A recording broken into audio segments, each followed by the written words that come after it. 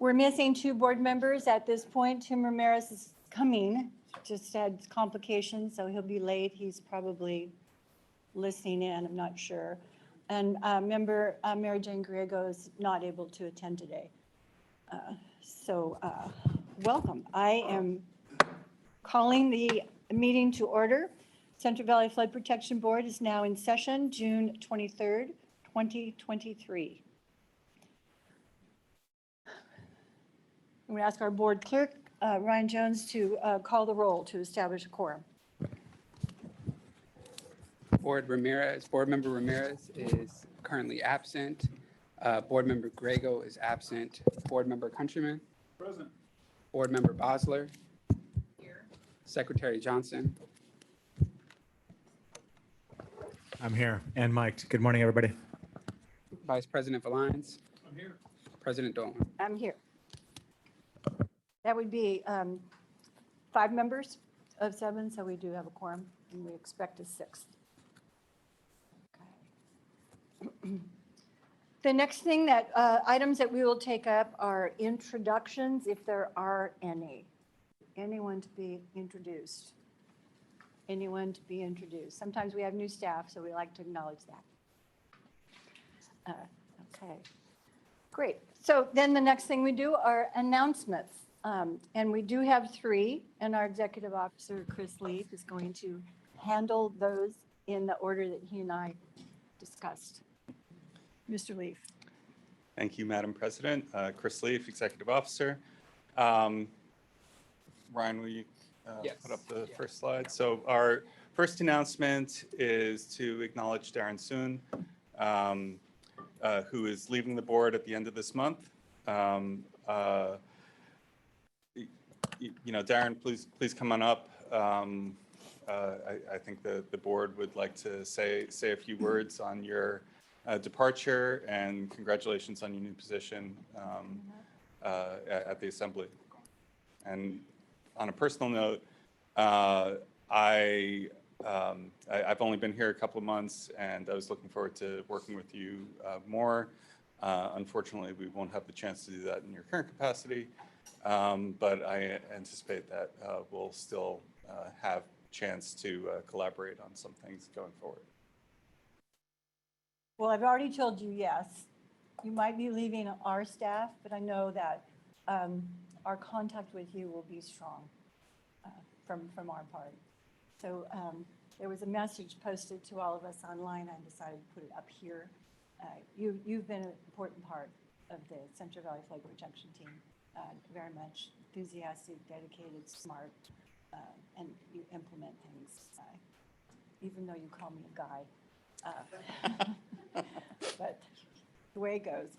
So we're going to miss you, but we'll be in contact. I know the Vice President and I are already figuring out monthly coffee to figure out what we want from your boss. So we do wish you well. We wish you good luck, and we know we'll stay in touch.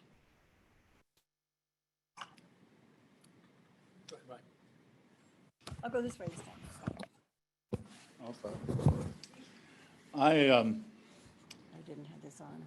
well, I hate to see Darren go, number one, but, he's a fellow civil engineer, and we kind of stick together and have a certain bond, and, but he's kind of going to the political side, which is unusual for civil engineers.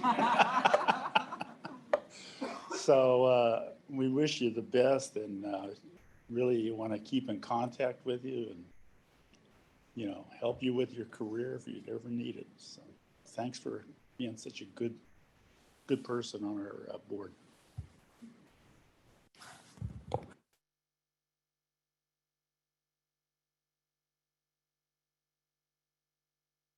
Vice President Valines. Darren, being a civil engineer is not going to help you one bit in your new role. There will be zero logic, zero organization, zero mathematics. Even in the budget, you're not using any of it. So, welcome. But it's disappointing to have you leave here. You've been great, but your skill set will translate great there. And I actually think you can help the state of California in a role with staff and members to make sure they understand what we do here and how important it is. And we're We see it all the time, but it's easy to forget. I just got dripped on. It's hilarious. And now you get electrocuted. But anyways, I just want to wish you the best. I look forward to seeing you over there, and all the best. You've been great. We appreciate it. Any other board members? Sure. Board Member Johnson. Yes, Board Member Johnson. Yeah, I'm really, sorry to see you leave this team, but really enjoyed getting to know you and having, as I came into here and with the whole board and everybody's staff, your talent and I love your energy and really enjoyed having a chance to work with you. But also understand that our loss is California's gain, and seems like a great opportunity for you. And you're going to have fun, and it's a really small world. So we'll be seeing you around, and have no doubt that we'll have other ways to work together, for the rest of our careers. So good luck. And I want to join in the chorus of thanking Darren and just really appreciate your can-do attitude and jumping in even on things that you didn't know a lot about and helping me in the early weeks and months of my tenure here. So appreciate that. And I think that skill will serve you very well in your new role in the legislature. And I look forward to supporting you and keeping the relationship going. So, And that was Board Member Bosler. yes. I'm supposed to say that. We do have a transcriptionist, and it would be trying to help him out as to who's talking. President Dolan, Jim. Mr. Soon, we gave you a mic. It was a mistake. It was up here. No, it's not. I'm sorry. Are you smiling because you're leaving, or smiling because you're looking for your opportunity ahead? No. But well, look. Obviously, it is exciting ahead. But I just want to take the opportunity first to thank all of you for the kind words and the camaraderie that we've had here. Mr. Leaf, you're going to do fantastic. I know we didn't get a chance to work much together, but I know, just from our early interactions, I think you're going to fit in well here. I'm going to be drinking through my own fire hose, so to speak, going over there. So I think, as I mentioned before, we'll share a special bond in that regard. And it's just been simply an honor to work with this board.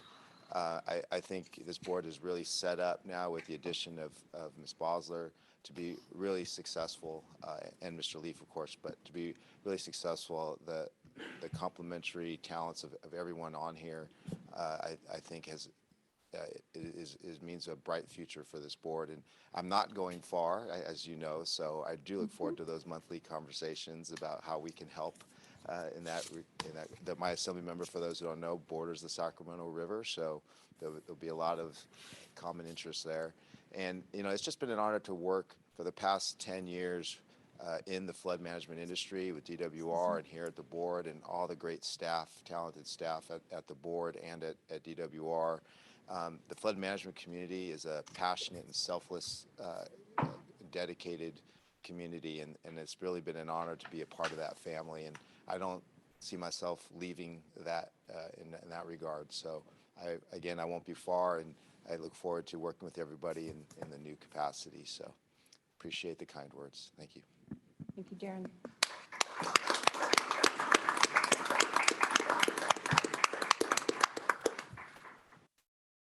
Thank you for allowing us that time to thank and wish our Darren Soon well. So Board Member Ramirez has arrived. Glad to have you. We have 2 more announcements. Mr. Leaf. Yes, thank you. Ryan.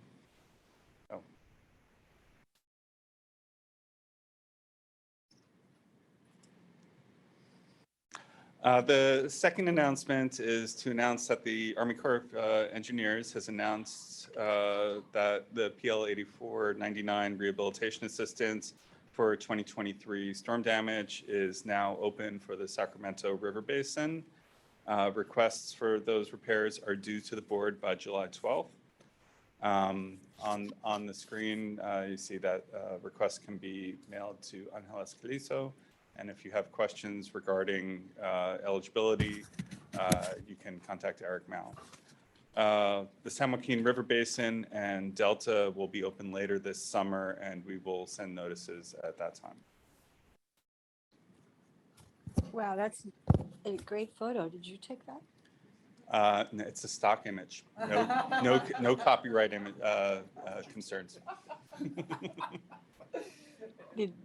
Well, we did see some things like that with the thunderstorms that occurred. I figured storm was a good slide for this one. Yeah, better than photos of the damage that hopefully can be recoverable. Okay. Any questions on that, board members? Just wanted people to know that. That's good news. Good news. We've been writing letters on these PL 8499 openings quite a bit. One more. One more. Mr. Leaf. Next slide, please. Okay, last item is a big thumbs up to San Joaquin Flood Control Association. They had a successful Prop 218 election earlier this month. The resulting assessments will provide funding for maintenance of 112 miles of urban levees managed by the San Joaquin County Flood Control and Water Conservation District Zone 9, and will also provide the local share for the $1.4 billion Lower San Joaquin River project, which is anticipated to start next year.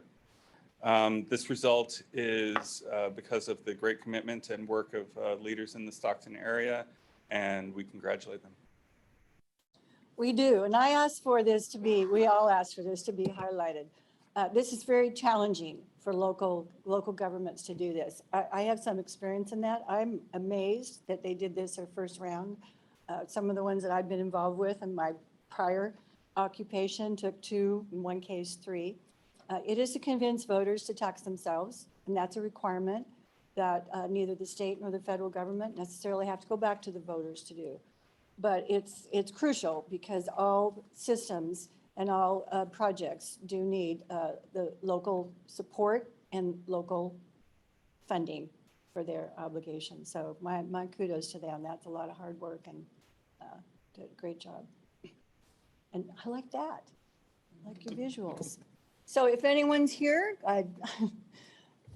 from online, we're going to give you applause.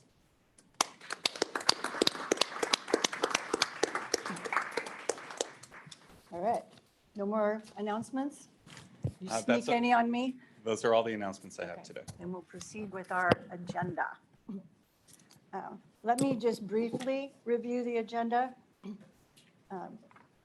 You'll hear in a bit from our secretary that the minutes are not here to approve.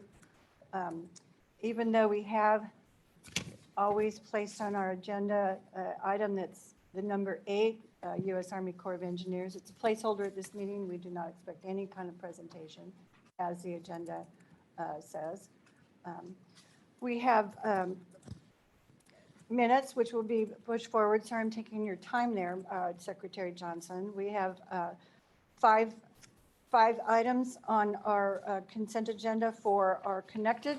Consent agendas are considered, in each instance, routine, thoroughly investigated, well within all staff's recommendation to us to approve. So for consent items, we do that all in one. There'll be a spot for public comment, which of course people are allowed to give, but it's not for non-agenda items, and we don't have a discussion or comments on those.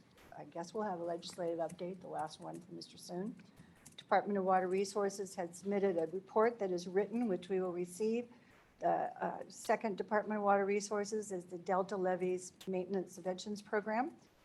Ms. Sandy Maxwell will present that. We have some board items, resolutions and memorandums and statement of no objection submittal, Yola Bypass Comprehensive Study presentation. Looking forward to that. And we have some of our good partners from the Corps here as well, but Ruth Darling will give an excellent presentation, I know. We have some brief updates. We always do ask for our operations staff, many of whom were activated during the devastating floods in the lower San Joaquin to just give an update of what's occurring there. We asked our chief engineer to provide us an update on the broadband initiative. And we have a presentation this month of our flood planning and programs branch. Then we have various items that just quick notice. If this meeting is concluded with the business I just indicated by 1, we will have a closed session. If we're continuing, we won't. We'll have two items that will be announced if we do that. We do not expect any action from either item, or do we? We will be reporting out on one item. We do report out. And then at the conclusion of that, we will adjourn. Unlike the prior president, Bill Edgar, who I love, I take breaks. He just went. So I'm not sure what we'll do. I will do the best I can to have them be 10 minutes, not the Dolan 35.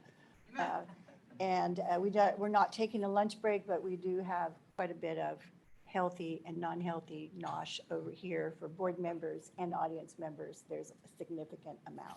So that's the review.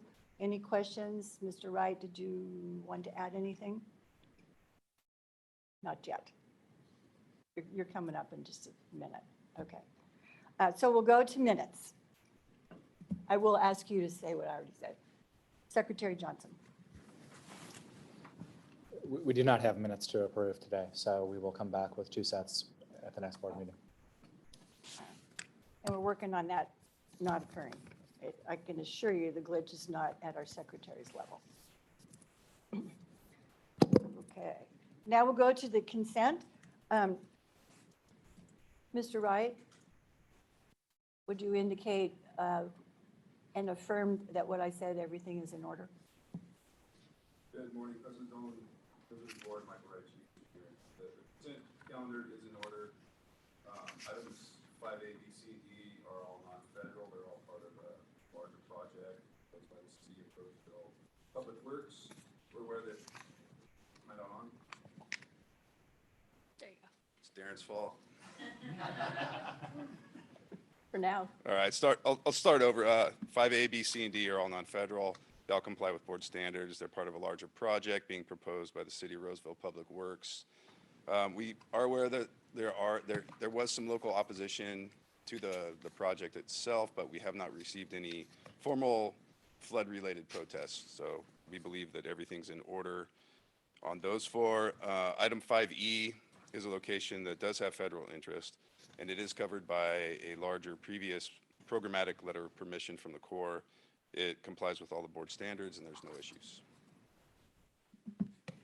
All right, thank you.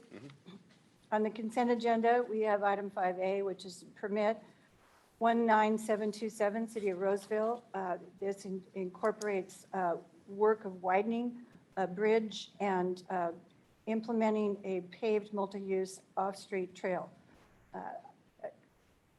B is permit 19728, City of Roseville, also part of that, just a different part of bridge and trail there. Somehow we separate them all instead of one big one. Permit 19729, also City of Roseville, and it is a phase of what is being called the Dry Creek Greenway East Trail project. Permit number 19730, City of Roseville. This is also associated with the Dry Creek Greenway East Trail project, just a different aspect of it, this one at Linda Creek. E, permit number 19445, City of Sacramento Water Forum. This is a permit to do various activities for fish habitat restoration in the upper bend of the American River. So let me ask first, do any board members want to remove these for discussion, or you're okay? No one wants to remove. Does anyone in the audience feel the need to remove? There's no comments here. Did we get any hands up? No. All right, then I will ask for a motion to approve the consent agenda as presented. I move to approve the consent calendar. Moved by member Countryman. Second by member Johnson. Please call the roll. Board Mr. Member Jones. Ramirez? Aye. Board Member Grego is absent. Board Member Countryman? Yes. Board Member Bosler? Aye. Secretary Johnson? Aye. Vice President Valines? Aye. President Dolan. Yes. So is that 3 yeses, 3 ayes? The motion is, the motion does pass. 6 votes in favor and one absent, and therefore not voting because she's not here. All right. We move to the next item on our agenda. It's item number 6. This is public comment. This is placed by statute on all government, except the legislature, agendas, so that anyone who has a comment not on the agenda and for which we will not discuss, but will hear a brief presentation, may come forward.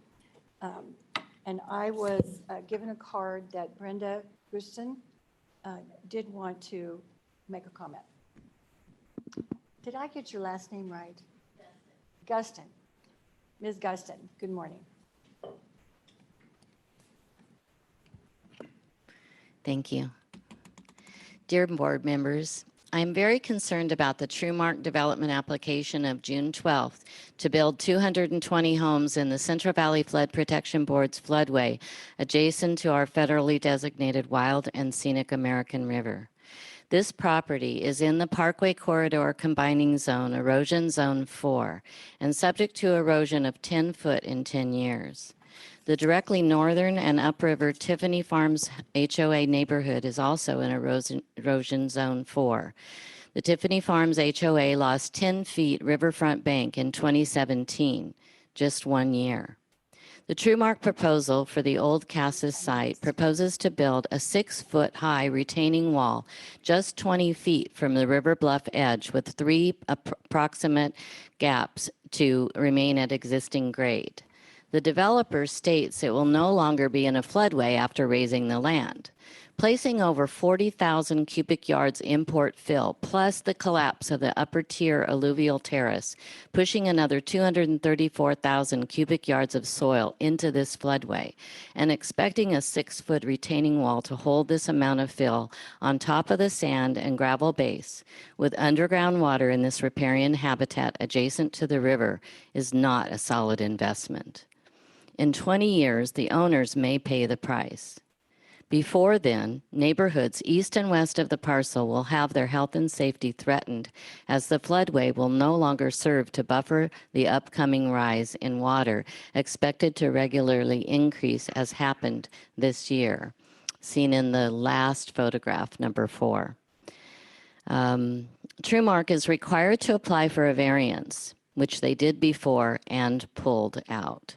I respectfully request this variance be denied, as this is contrary to the overall mission of the board and the original purpose of the designated floodways, and contrary to Title 23 California Code of Regulations, which prohibits the construction of year-round dwellings within an adopted plan of flood control, absent a major variance, which prohibits the construction of residential structures within designated floodways.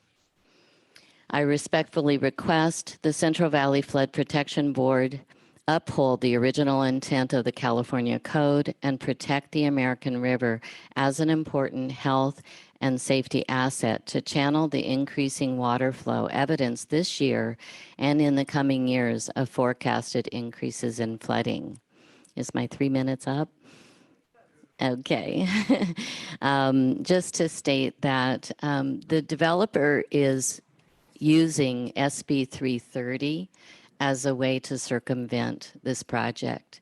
They originally did not do this. They withdrew their project at the end of last year and then brought it back in under SB 330, which I think is a misuse, and we're working on ways to evidence that. Thank you for listening. Your information has been received, recorded, and part of our agenda, but we do not discuss it.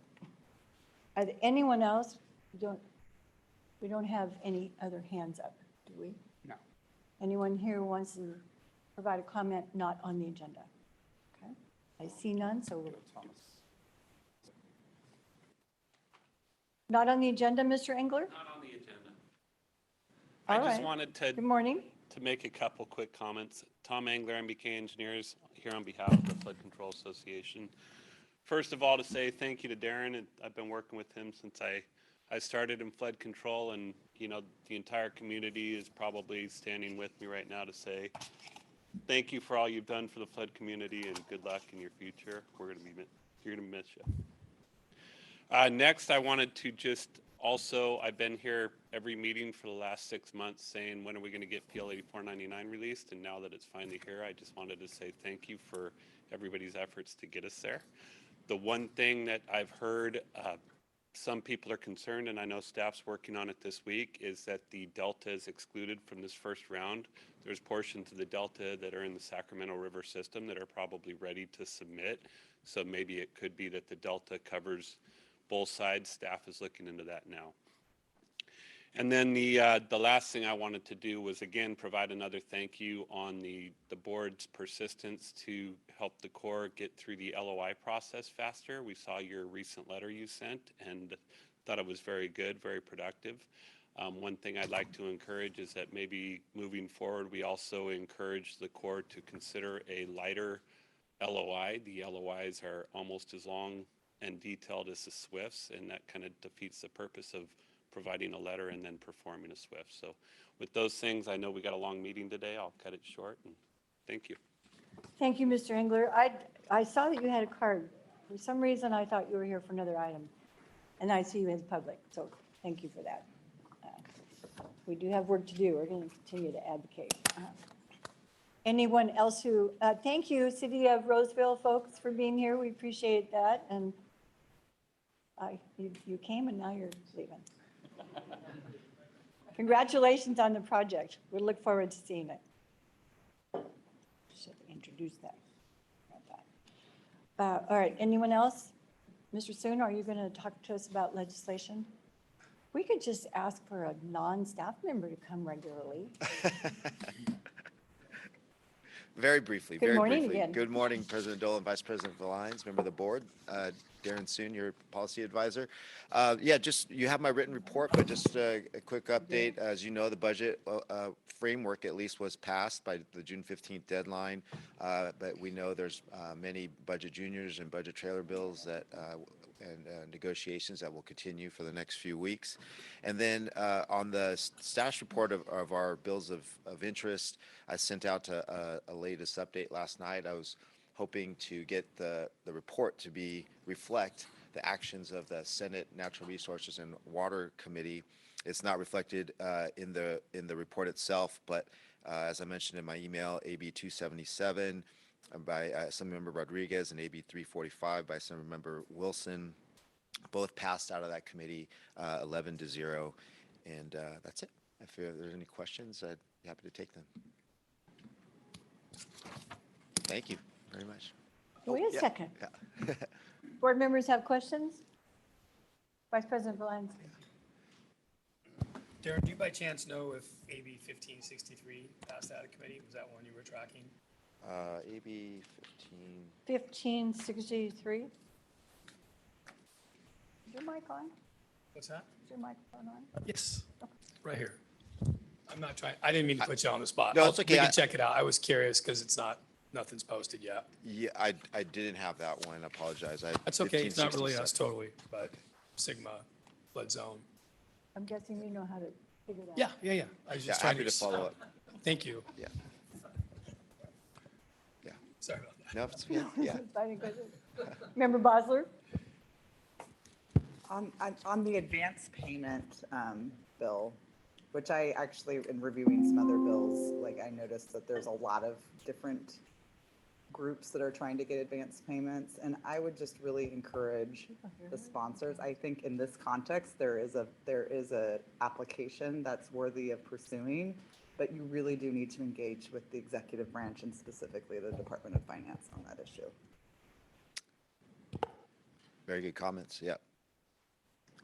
If you are saying that we need to engage with the Department of Finance, we'll take that very seriously, Member Bosler. I mean, with advance payments, it's just Yeah. everybody and their mother is trying to get advance payments right now. So, I mean, there needs to be a really specific public purpose. Right. Otherwise, I think the default, which has always been, is that the state generally is for work done already. Yeah. But there may be very clear, direct equity-driven reasons to allow for advance payments. And I think that those things need to be articulated. That bill will fly through the legislature. The legislature does not care about that issue necessarily, but the executive branch does.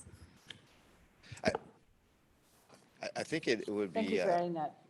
Yeah, I appreciate those comments, and I think it'd be beneficial to the board and the Little Egbert JPA to maybe do a quick presentation to the board and give their perspective on that. Oh, put the note on that. Thank you. Members over here to my right. Actually, to my right. Any questions from members here in the room, audience? Any hands up? No, no hands up. Well, thank you. I'm gonna miss that, but you can send us emails from time to time if you want. Okay. Thank you very much. Thanks. Okay, we're just speeding right along. As I said, item number 8, that was item number 7. Item number 8, Army Corps. I see some of our folks here, but there's no presentation specifically from you until we get to another item. Department of Water Resources items, number 9. The first one indicated on our agenda, the Department of Water Resources, particularly Jeremy Eric, provides a monthly report of activities, items of interest, reservoir levels, things like that. This one actually covers 3 months because DWR and many other folks were quite busy January, February, March, not writing reports, but helping with the flooding issues. So we received that, we appreciate that, and perhaps we'll have someone back in person at some point, but not this morning. Item 9B, as in boy, is a big item. Delta Levees Maintenance Subvention Program, and I will have Sandra Maxwell of the Division of Multi-Benefit Initiatives, DWR, we got that right? Yes, To yes. present this item, and we got some emails that there's been some revision. I know you'll explain that. Yes, yes. So, good morning. Good morning. It's nice to see you all in person. It's been a while. It is. My name is Sandy Maxwell, and I'm with the Delta Levee Subventions Program. There you go. And I'm here today to talk about the Subventions Program and its 50 years of commitment to the Delta. I'm here to ask your recommendation for approval for our 21-22 estimated reimbursements, 22-23 amended funding plan for $12.5 million, and our proposed 23-24 $13 million funding plan. The Delta is one of California's most important geographic regions, and the Delta supports significant agricultural, urban, and ecological systems and is critical to California's overall water supply. In 1973, the Subventions Program was established by Senate Bill 541 and is commonly referred to as the Way Bill. The goal of the Subventions Program in 1973, and as stated in the Water Code, is to preserve the physical characteristics of the Delta, essentially in their present form, while at the same time ensuring no net loss of habitat. This was our goal in 1973 and continues to be our goal today in 2023. 50 years ago. As you know, the Delta relies on a vast network of levees to protect our 700,000 acres of land and important key infrastructure. For over 50 years now, the Subventions Program has supported LMAs in protecting urban areas, commercial areas, farmlands, highways, railroads, aqueducts, and other important infrastructure. We've also helped the LMAs support protecting habitat, wildlife, and local and legacy communities. Because the Delta is a key component in California's water supply system, the levees in the Delta require close monitoring and regular maintenance. And this monitoring and maintenance is done by the local agencies and is unique to each island. This chart shows the millions of dollars that the locals and the Delta Levee Subventions Program has spent over the last 50 years. And this is shown an important demonstration of the good work that we do. The Delta levees have withstood daily tidal fluctuation, changing weather conditions, excess and unwanted vegetation growth, burrowing animals, and trespassers. Last winter, the levees in the Delta withstood weeks of exceptionally high flow, high tides, and strong winds. Back in 1973, Senate Bill 541 appropriated $200,000 to reimburse a handful of local levee maintaining agencies for maintenance and rehabilitation on non-project levees within the Delta. Today, the subventions program has grown into a $10 to $12 million program annually and serves over 70 local agencies. And we also include both project and non-project levies. Since 1973, the program has provided over $250 million, while at the same time supporting California's goal of maintaining and preserving the Delta.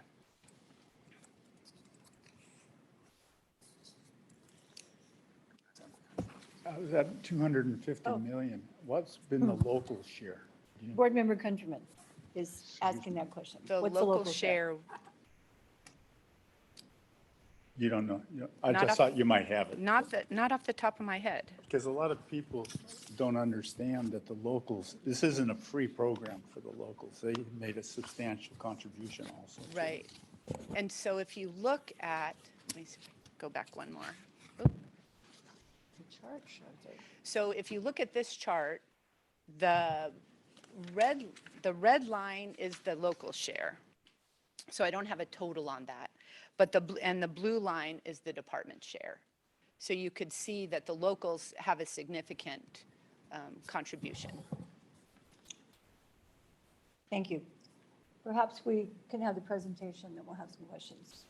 Okay. And I failed to say, so I'm going to do it now. This is an action item for the board to approve the recommendation for the subventions. We are currently funding maintenance activities completed in fiscal year 21-22. There are 72 LMAs. They requested $15.7 million in maintenance reimbursements. After the levy mile deduction and the 75% cost share, their reimbursement will be over $11 million.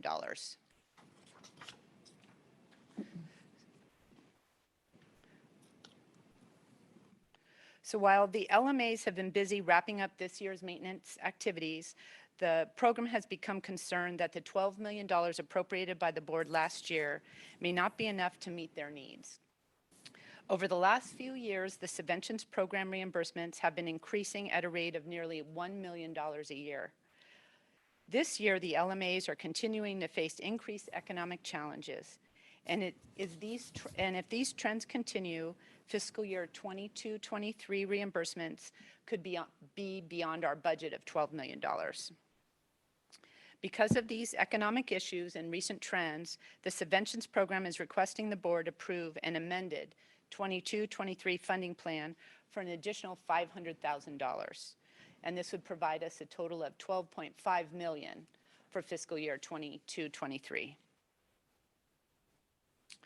This past April, the subventions program received 72 applications requesting maintenance funding for over 800 miles of levees in the Delta. The funding for fiscal year 23-24 is proposed at $13 million. We revised our initial proposal from $12.75 million to $13 because we secured some additional funding with the closing of the fiscal year. So some additional funding became available, and we requested it for the subventions program, and it was approved by our management. Because the Delta is so important to California, the board, Fish and Wildlife, the LMAs, DWR, all work together in partnership through the subventions program to help fund, maintain, and protect the levees of the Delta. For the last 50 years, this annual investment has ensured the integrity of the levee system while at the same time protecting and preserving California's water supply. According to the Water Code, and because millions of Californians rely on the water passing through the Delta, the subventions program staff recommends the board approve the 21-22 estimated reimbursement, the 22-23 amended $12.5 million funding plan and the proposed $13 million funding plan for fiscal year 23-24, and also authorize us to begin preparation of our 23-24 work agreements. So that concludes my presentation. Are there any more questions? Board member, questions? Could we put this slide back that has the action the board is to take? Any questions from the audience? I have some cards that I'll call on. Okay. And I'll have them come forward, so don't go too far, Ms. Maxwell. Eric Almas. Mr. Almas, am I saying that correctly? Yes. Oh, good, thank you. Yes. Good morning. Good morning. Good morning, President Dolan, members of the board. I just wanted to, my name is Eric Almas. I'm with Kelton Cynic and Nudek. We're an engineer in the, that serves approximately 24 reclamation districts in the Delta. And just want to express thanks for the continuous support that the board has provided on the Delta Levees Maintenance Subventions Program. Sandy did a good job with their presentation of talking about the collaborative effort that this program is amongst, includes many different jurisdictions. So just wanted to thank you. This has been, for the last 50 years, instrumental in, maintaining these levees at the level of effort, level of protection that they serve or provide. So, a lot of these districts don't have a lot of funds and don't have the opportunities to be able to raise funds through assessments. And so this program is very helpful in providing that extra support to be able to maintain these levees. So with that, I just wanted to close and say thank you. Thank you for your support. Well, we always appreciate thanks. Thank you. And right back at you. Mr. Tom Slater? With Central Valley Flood Control Association and RD 999. Maybe a bit of both. Good morning. Good morning, President Dolan, members of the board. I certainly endorse, I hope you approve what Sandy Maxwell is recommending there. That's a good thing. I'm just here, I'll be brief, that this subvention program is indeed the best thing that's ever happened to the Delta. So we can hope moving forward it can be enhanced, and we're quite concerned about the 24-25 year that may be an open area there because there's no funding dedicated to it, and to attach it all to the general fund is a little bit scary. So I just want to continue to keep that on your radar. As someone who is a boots on the ground type person that Ms. Maxwell was referring to, that has a day-to-day input on how our reclamation district is managed and operated, we are constrained by some things that generate positive effects to the environment. We have, in other words, we can't just do what we want to do any day of the week, and that is to keep the environment safe and such as we can't touch the levee till July 1 for habitat reasons. That's a good rule, but it constrains what we can do, and of course we have to be off by flood season. I'm not just whining here, but the money spent to Joe's, board member Countryman's comment is, take for instance, last year, the 75% after the 1 mile or 1,000 mile dollar deduction, we generally get back between 52 cents and 58 cents on the money we invested. That changes according to how much we submit as simple math. So, and this year we expect to get, this is RD 999, that has 25,000, almost 26,000 acres in it. One of the large districts in the Delta. Easier to spend that money. We have staff, we have people, much different than an RD that has 1,000 acres. That money hits them real hard. Bottom line is, I won't keep rambling. It is an outstanding program, one that is constantly asked of us, Tom, don't let it go away. And I said, well, don't have that authority, but I'll certainly continue to push. So those are my comments, President Dolan. If I had the authority, I would give you the authority to keep it going. We do know this has been a crucial, beneficial program, so we will work with you and others to strengthen it and maintain it. Thank you for your comments, and thank you for providing the level of investment and cooperation from the local districts. Thank you. Yep. Melinda Terry.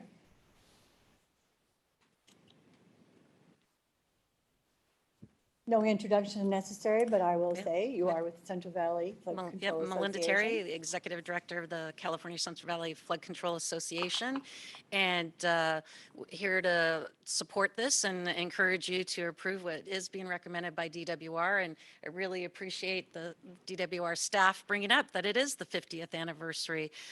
Oftentimes, you know, everyone knows there's a lot of problems and issues in the Delta, but as I like to tell them, the really one success that we can always point to in the Delta is this Delta Levy Subventions Program. And in the 80s, there were quite a few overtoppings in the Delta, and the legislature got serious about funding then at that point. And since then, we've not had the overtoppings, and they've been able to obviously do their continued maintenance, and when there's extra money, some improvements. So I am also pleased to see the 13 million you're recommending for next year. And but as Tom Slater mentioned, it's that future we're running out of the bond funding. So it's been very fortunate since, I guess it's what's the Katrina legislation, I don't know, 2007 or something, but we've had bond funding since then for this program. And, but we do worry once it goes back to general fund, because as the DWR staff said, you could even see that this year, or actually the work from last year was a little bit more than anticipated. And we are experiencing, you know, some more damage in these years. So hopefully we will stick together and need to work together to be lobbying the legislature if we have to for general funds so we can at least maintain these funding levels. And the program has proven itself for these 50 years, so much so that, of course, DWR created FMAP for the rest of the system that you guys are. So I think it, you know, proves how worthwhile it is as a program, and we've been very encouraged with the work that FMAP is doing. Thank you. Thank you for reminding us of its benefits and the efforts that still need to continue. And yes, there's been somewhat of a expansion with the FMAP, which I never remember what that says, flood something, something. But we need to make that as permanent as well. When there can be partnerships with the local entities in crucial areas that protect the environment and lives and infrastructure. And the state puts that in, we can forestall the devastation, which is far more costly when we don't do that. So thank you for that. Anyone else in the audience? Do we have any hands raised? No hands. Any further comments from the board? Member Ramirez? Thank you. I do have a quick question. I'm glad that folks asked about the funding or clarified the funding. It's clear in the item that the 23 funds is Prop 1. It's not as clear about 24. Is FY24 also Prop 1? 24, 25? Yeah, no. Oh, 23, 24? 23, 24. It's going to be mostly Proposition 1, yes. 1. And I think there's some other funds that we are going to be supporting it with. Okay. I'm asking because there's not a resolution in the agenda item, and so it's just not clear. It says we're recommending funding, but it doesn't say where money's coming from for 24. It's very clear for 23, but 24 just says $13 million, and that's why I asked the question. So I don't know if that's sufficient for us to take an action on, just to say that it's Prop 1 and other state sources for now. It's going to come back, but I just wanted to put that flag up and ask that question. Make sure I know what we're approving. Well, we can add that to the motion and see what happens. And yes, these things come back each year, and there are revisions and perhaps indications of ever more understanding that things cost more. And therefore, just sustaining $12 million over 5 years didn't work, so now we're getting better. Oh, Board Counsel? I was just going to respond to Board Member Ramirez's question, whether it's sufficient. And I believe it is sufficient. It is a plan and is subject to change, and it will be coming back before the board for a final vote. Thank you. Are you agreeing with me that we can add identifying Prop 1 and perhaps other sources for that year? Just I forgot responding to to call Mr. on you. Ramirez's question. Okay, yeah. Okay, thank you for that. Ms. Maxwell, do you have any concluding remarks? Nope, I just hope the program is successful for another 50 years so that we could say how great the Delta's been doing for 100 years. Yeah, well, I'll be here and make sure this. Thank you for that. Excellent presentation. I love the photos and love how clear that you make it, and the report that you present is great. Thank you. We're ready for action on the staff recommendations. It's 4 actions, but it would be one motion. Approving the fiscal year 2021-22 reimbursement summary, the fiscal year 22-23 amended table. The amended total would be 12.5 million. Approved fiscal year 2023-24 table 2 funding allocation. Okay. Is that the one where we would indicate proposition 1 and other sources is the hopeful funding source, and fiscal year 2023-24 estimated reimbursement summary? That's sort of a crystal ball for 2024. Is there a motion to approve the action? I'll make the motion once a year. I will do that. Motion by Vice President Villain, seconded by Member Ramirez. Please call the roll on that, Mr. Jones. Board Member Ramirez. Board Member Grego is absent. Board Member Countryman. Yes. Board Member Bosler. Aye. Secretary Johnson. Aye. Vice President Valines. Aye. President Dolan. Okay, I'm going to say aye, and there's only one yes. That motion does carry, is passed, 6 votes in affirmative and 1 member absent of the meeting today. So thank you all.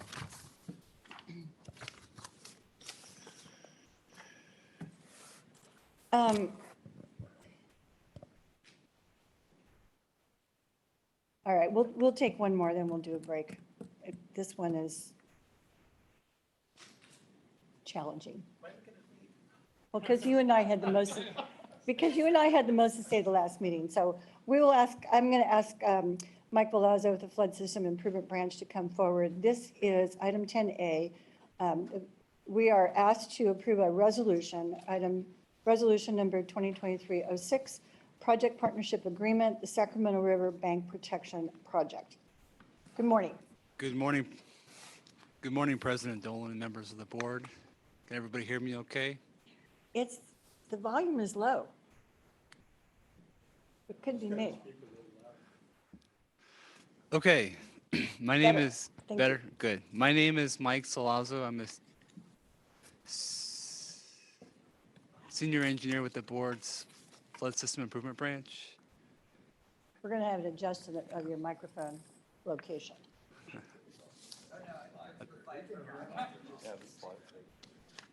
Oh, and I see we need your slides up. Don't we just love computers?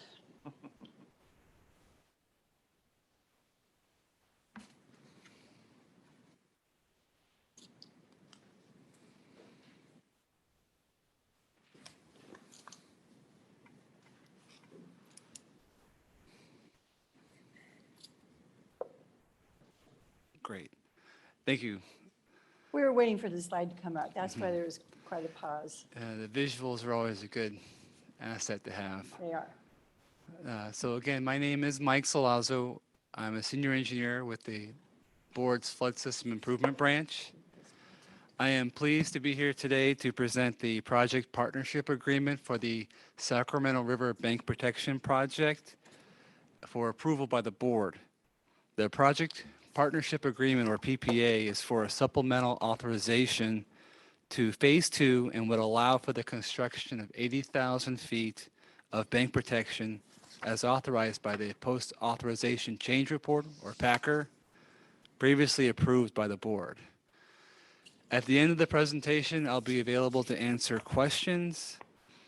Also available virtually are Bob Clark from the Flood Maintenance and Operations Branch of the Department of Water Resources, as well as Fernando Gonzalez from the U.S. Army Corps of Engineers.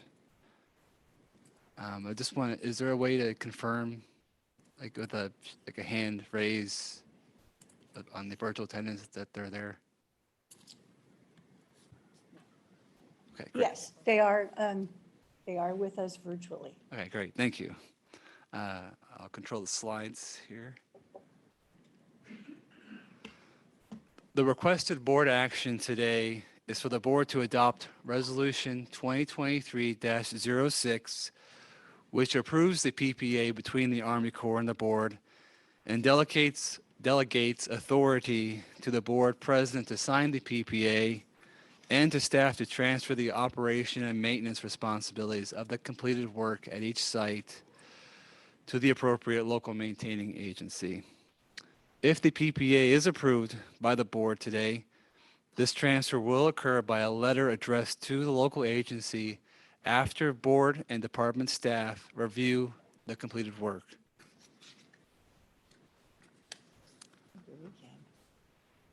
The project provides for a continuing long-range program of bank stabilization and erosion control to maintain the integrity of the Sacramento River Flood Control Project levees through an array of bank protection measures. The image on the right shows an example of bank fill with rock slope protection and in-stream woody material constructed as part of Phase 2. The type and timing of the levee improvements, as well as the long-range programmatic nature of the project, distinguishes it from both normal operation and maintenance activities conducted by the local agencies and typical federal civil works projects in which a cost-shared project is constructed within a limited time and then subsequently operated and maintained by the locals. However, as with other civil works projects, a PPA is required for, in this case, for construction to begin on the next phase of work.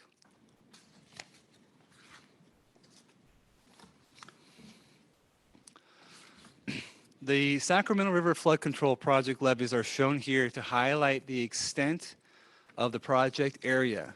The areas that could receive bank protection improvements extend south to north along the Sacramento River from the town of Collinsville on the left, on the bottom, upstream to Chico on the right, and includes 1,300 miles of levees along the Sacramento River and its tributaries and protects over 2 million acres of urban and agricultural land uses. The bank protection measures to be constructed stem from the following generic conceptual designs and will be refined considering site-specific conditions such as available real estate, environmental compliance requirements, and geotechnical and hydraulic characteristics of the erosion site. Riprap revetment or stone protection was used in the past, but the project is proposing a variety of measures to minimize environmental impacts while providing for bank protection. One option, shown on the bottom, is a setback levee, where a new levee is constructed landward of the existing levee to avoid construction in the channel or riparian areas. Another option is bank fill stone protection with or without on-site vegetation, and native grasses would be allowed within the vegetation-free zone. A third option is an adjacent levee, which constructs a new levee that utilizes the landward portion of the existing levee. This would allow vegetation to remain on the water side and would also allow for in-stream woody material and riparian vegetation to be placed outside of the vegetation-free zone. Finally, riparian and wetland bank options involve placing stone protection and constructing a waterside berm with revegetation and in-stream woody material that would vary in elevation compared to the summer fall water line.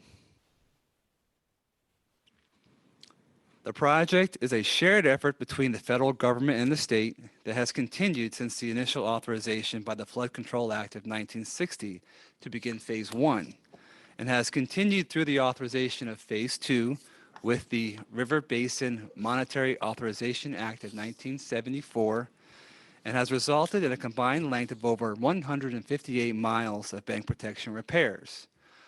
With the authorization of the additional 80,000 feet of bank protection through the Water Resources Development Act, or WRDA, of 2007, the board will be requested to continue this partnership by approving the new PPA. PPAs, as well as local cooperation agreements, are legally binding documents between the federal government and the state for construction of water resources projects that describe the project and the responsibilities of the parties in cost sharing and executing the work. The state and federal government began construction of the Sacramento River Bank Protection Project through a series of local cooperation agreements, first signed in 1962 for Phase 1, with updates in 1984 and 88. The proposed PPA applies the currently authorized cost share of 65% federal and 35% non-federal.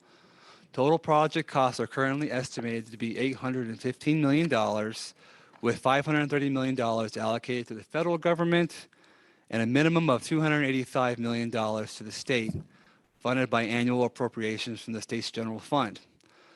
Average annual costs for operation and maintenance are estimated to be $120,000 per site.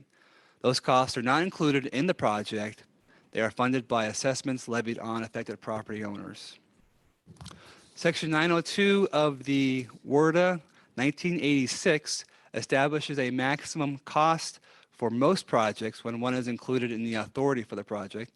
WRDA 2007, in this case, did not establish an authorized cost, and prior authorizations predate WRDA 1986. So a maximum cost limit does not apply. Phase 2 is limited mainly by the 80,000 feet of bank protection to be constructed. In approving the PPA, the board is accepting the responsibility for maintenance in accordance with federal laws and regulations upon completion of each site.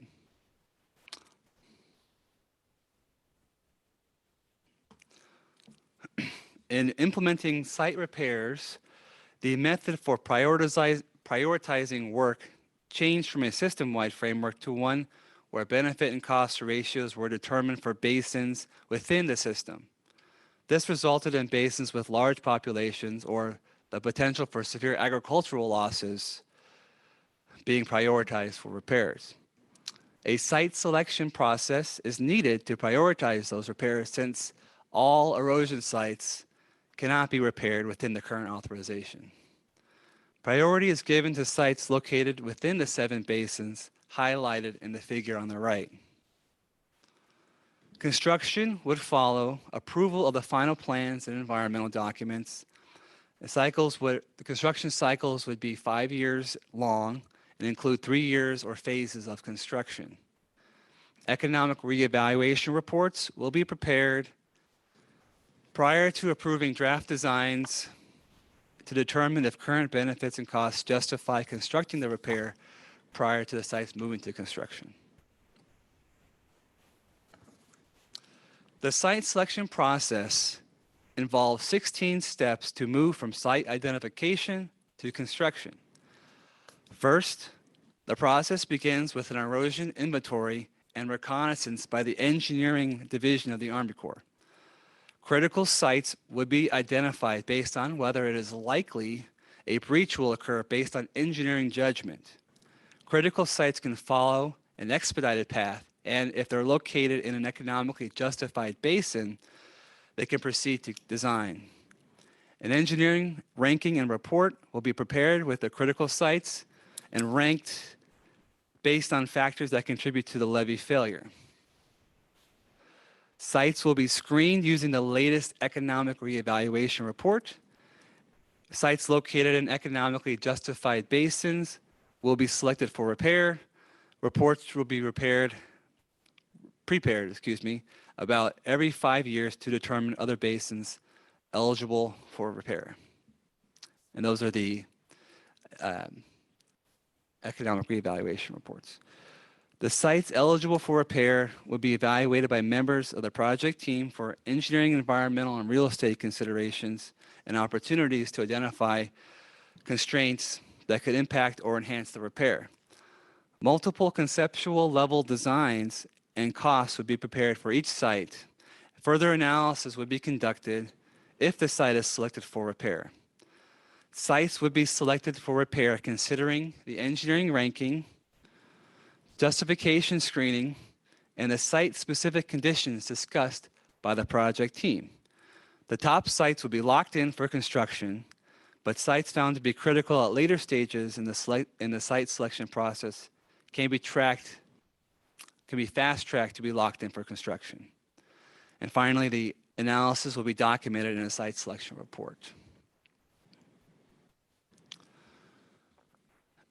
In implementing the site repairs, first, data will be collected on the selected sites to prepare for design.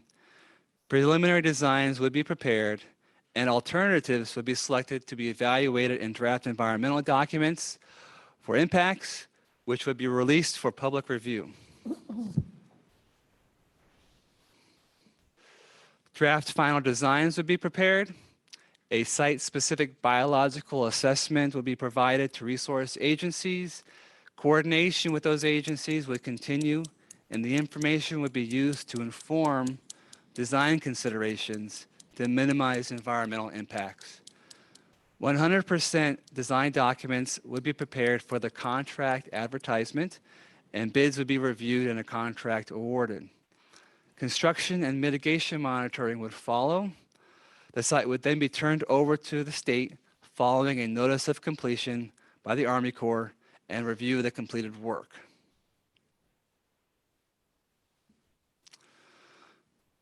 The process will be applied in a series of overlapping construction cycles. The construction cycles are 5 years long and include 3 years or phases of construction. The construction will be broken into these 3 phases and the sites distributed among the 3 phases. The first year of the cycle produces the site list, and that is up in the upper left corner where it says site selection report and data collection phases. The second year includes developing plans and environmental documents. The third year will include the construction of the phase 1 sites and the final plans for phase 2 sites. The fourth year will include the construction of the phase 2 sites and the final plans for phase 3 sites. The fifth year will include the construction of the phase 3 sites. A new construction cycle will begin in year 4 to ensure ongoing construction, assuming funding is available.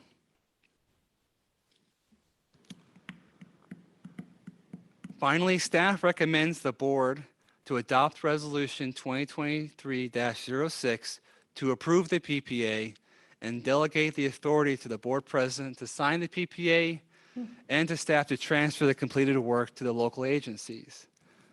The immediate next steps if the PPA is approved are to obtain the signatures and to begin work on an economic reevaluation report. Thank you for your time and consideration in this item. I'm happy to answer any questions. Thank you, Mr. Zalazo. That was very comprehensive. I can tell that you took into consideration the discussion of the last meeting. Appreciate the details. Board members, questions? Member Countryman?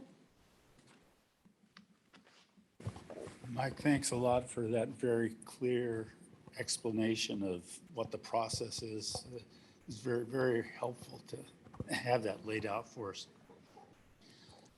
You know, the state of California, both Department of Water Resources, the Resources Agency, and this board have identified a major flaw in this whole process, which is the economic justification on a reach-by-reach basis doesn't make any sense because it was constructed as a whole. it had bypasses, and it had main river. Then they say, okay, this little stretch here, it has to be economically justified just based on the damages that occur at that one site, not based on what the whole system is doing, is a flaw. And I know there's nothing you can do about this. This is the Corps of Engineers.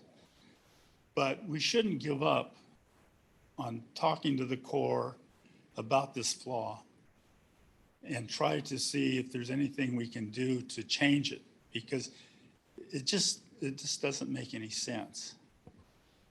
And, you know, after all, this system was designed as a bypass and a main channel system with levees. And the reason was that the levees, if you tried to put it all between two levees and no bypass, the levees would have to been set back a lot farther, maybe built a lot higher. And they didn't want to do that. So the Corps said, this is going to be a lot cheaper if we have the bypasses and the main channel. Well, of course, when you have the levees close together on the main channel, what's going to happen? You're going to increase the velocities and you're going to increase the erosion. And from the moment it was constructed, the project was having problems, and the Corps was doing this maintenance work out there that was needed because of the basic design of the project. So that's something we need to keep in the back of our minds all the time, that this was a joint project. It has a design flaw, and bank protection, either by setback or by bank protection, is needed to keep the project running as a whole. So I'm definitely going to support this, but I just wanted to get that on the record. Thank you. Thank you, Board Member Countryman, for your comment. I just want to say that there is an opportunity when the economic reevaluation report is being prepared that we can bring this up and hopefully come to an agreement on what that risk-based analysis would look like. Thank you, Member Countryman. Thank you, Mr. Zalazzo. I see in your presentation report, there are parts there that there can be input. Any other board members? Member Bosler? Keely Bosler. I just wanted to follow up on Board Member Countryman's comments. I'm the new one, so I'm still learning a lot, but this is a huge amount of money, and we're very, very grateful to the federal government for wanting to, investing in the system that they have a huge responsibility as well. But it does strike me as a fairly narrow set of options that were given in this, and it doesn't really lend itself to the regional approaches that we're really trying to foster.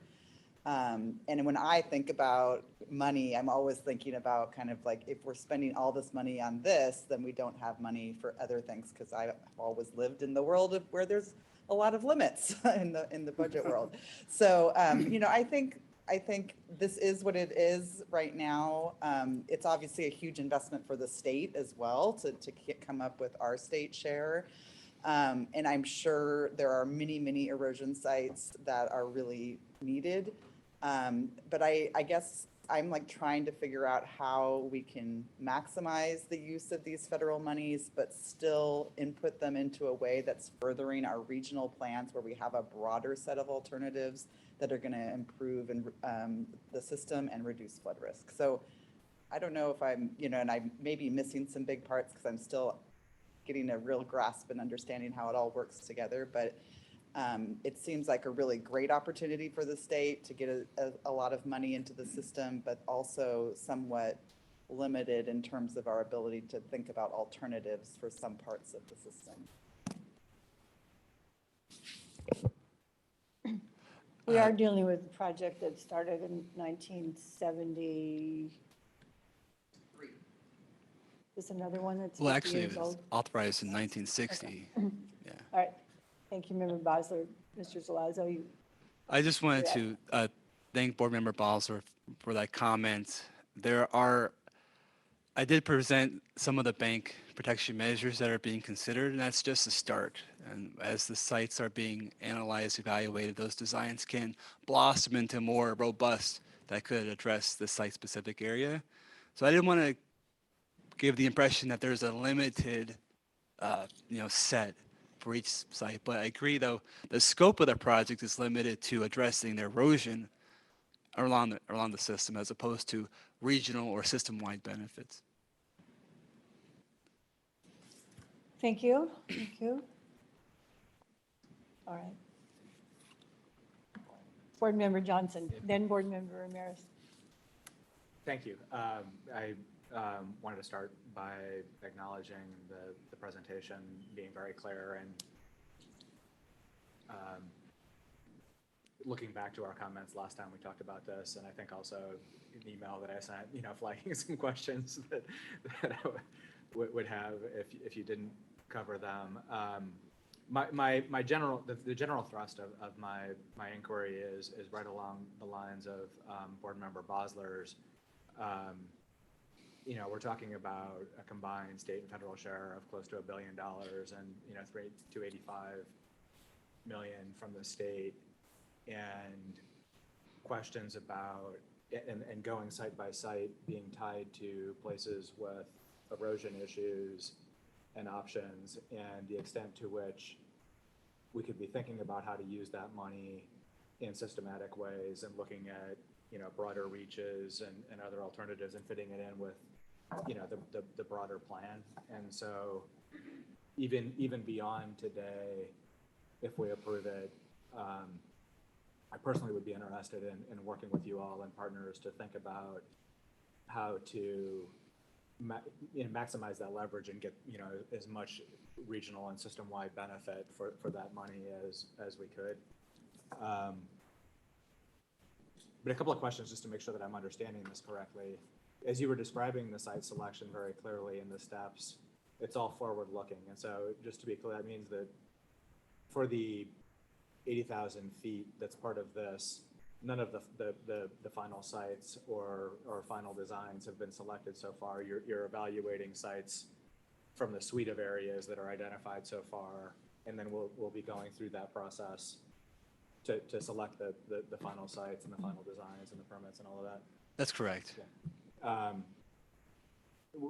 And then I take it, it's probably also the case that none of the money for the state or federal share have yet been appropriated. This is all authorization for future funding. I think you said the state, might be general fund. Presumably it could be something else. The federal funding also hasn't yet been appropriated. It's part of a program that could exist, but then would have to be appropriated along the way. In part, yes, the Army Corps has received $600,000 to complete the PPA and the economic reevaluation report. Other than that, we're just waiting. Okay.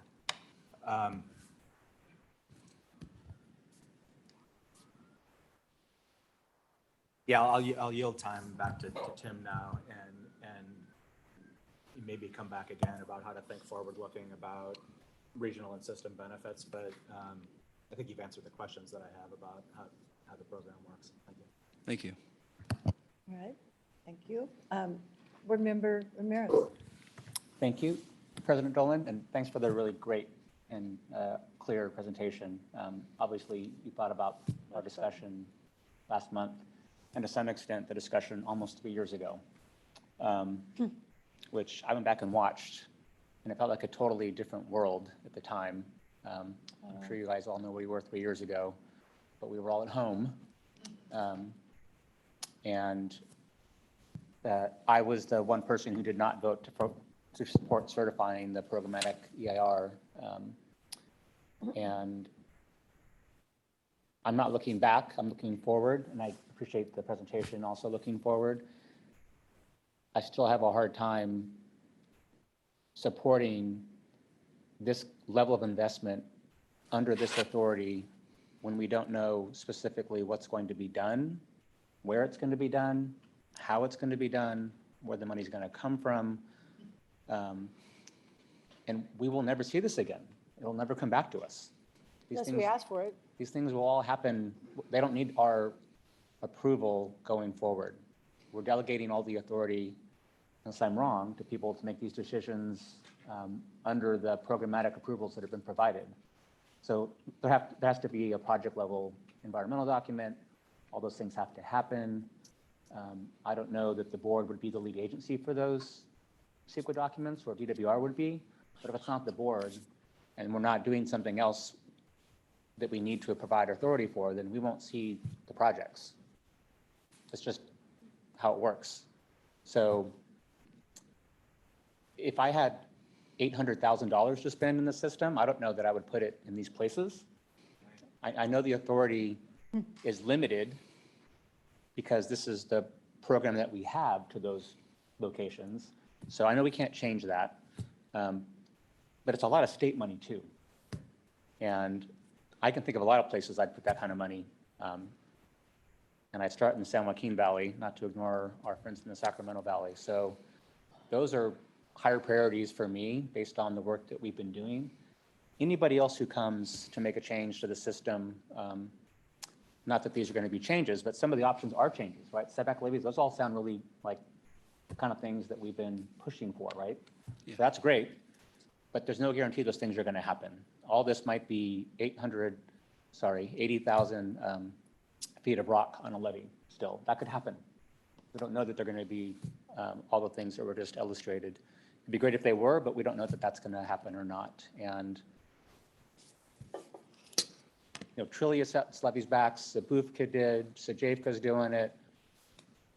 We rake them over the coals for their plans and their details, and they come, bring it here, and we make sure everything's hunky-dory, and we helped along the way, and then we say, that's really great, and we move on, and they go out and build those things. This is a totally different animal by nature. And it's not, I'm not trying to be dismissive of the effort or our staff's time or DWR's time or the Corps' time. I appreciate all that. I know we're trying to make this work, but I can't support it in its current form without having some of these questions answered. And you don't need my vote to have it move forward. And if it does move forward, I hope all these things do happen the way that you articulated them. But it's just it's a hard thing to carve out this kind of money without detail, knowing there are higher priorities other places for the state, independent of the federal authority, which is already limited in scope. But I do want to thank you and all the folks that worked on getting to this point, and I would love to have us help along the way if it moves forward. But I just wanted to articulate those things for the record. So thank you. And if you have any responses, I'd be happy to. So if I may attempt to address your questions, Board Member Ramirez, you mentioned setback levies as one option, or there's some uncertainty about what designs would be applied to each site. In development of the PAC, or the post-authorization change report, there was a selection of sites that were use the word selected again to develop the cost estimates and the programmatic nature of the project. And in that document, there were sites that were identified that could be used for a setback levy. A setback levy could have been the preferred design for those sites. And again, I think going forward over the next 10, 11 years, the project team, board staff, we're going to be in discussions about whether or not a setback levy as a preferred option is the most efficient use of money and the most efficient design for addressing erosion at each site. There is some uncertainty, but there is some discussions about including these preferred designs within, or these preferred options within the overall programmatic nature of the document, of the project. Now, it's $285 million as a non-federal sponsor share, and over 11 years or so, considering the amount of estimated bank protection being constructed, it comes to about $26 million. It's a long-range operation maintenance project, so it's an investment in addressing those 30 or 40 critical erosion sites that are identified every year, that if they're not addressed, it could lead to a significant failure of the levee system. So we want to try to address those as best as we can. And it's a good investment annually to make sure that the system is maintaining its integrity. And I get all that, and thanks you for clarifying. And I think, Joe's perspective about the history of the design and construction is invaluable as well. Like, I understand all that. I don't question any of it. I know we're trying to work in a 21st century context with a system that was designed in a different century that had implications long-term that we're wrestling with, and we have to sort out how to best do that. And I think, this is certainly a tool. So, I'm grateful for the folks who have both the historical context and are trying to make lemonade out of something now. And I'm sure my friend Alicia came to also help provide some context for me. I think this is a discussion we had right when I started about 12 years ago, maybe when I was still a staff person. So anyway, thank you for that. So, Mr. Zalazo, I think you're going to be stepping back so that Army Corps Alicia Kirshner can provide a comment. Is that why you stood up, Ms. Kirshner? I did. I thought I could help. Please do. You're doing a great job. Just to. You are, yes. We'll have our partner, the Army Corps representative, Alicia Kirshner, next, and then you. At this time, I can invite Ms. Kirshner up to the dais to make some remarks. Okay, thank you. So could I.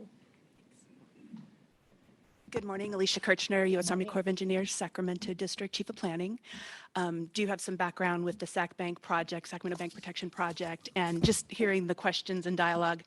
What occurs to me is, having gone through many of these conversations over the years, it is a narrow authority from the Corps' perspective of the types of authorities that we are seeing more and more of.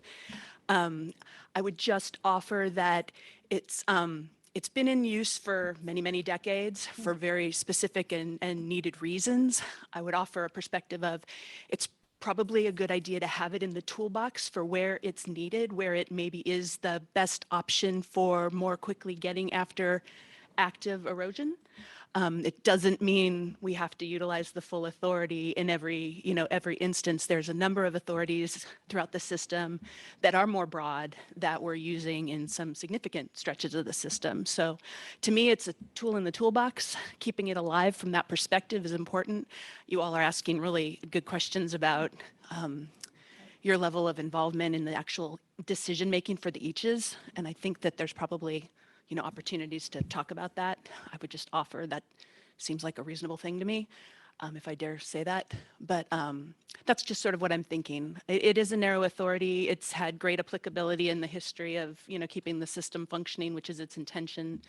But there are other authorities that are available to be applied in some significant portions of the system. I don't know if anybody wants to ask me any questions, but I'm happy to attempt to answer them. I wasn't planning to speak to this project today, but I can. Thank you for stepping forward. I see that there is, as Board Member Ramirez says, a lot of delegation, but there's nothing in here that says we can never, as a board, ask for information and step in. So appreciate that. Questions for Ms. Kirshner? Board Member Johnson.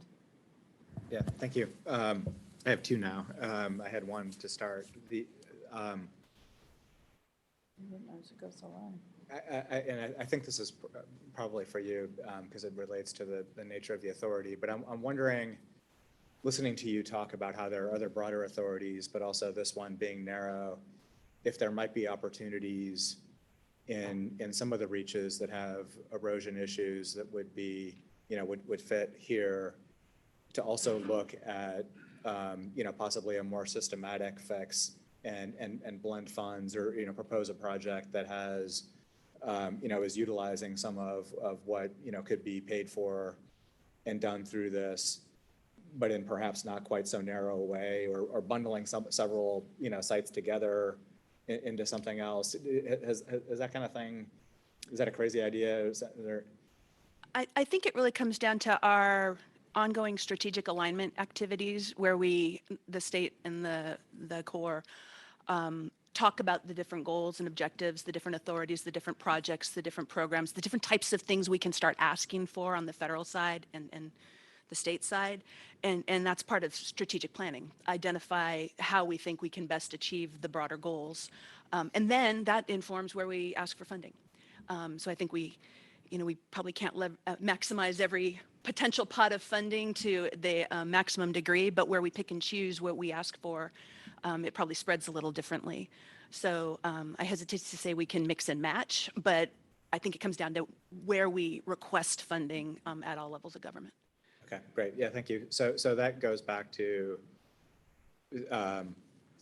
then a second question for maybe for both of you of how we would go about doing that planning. And I have a narrow question of whether it's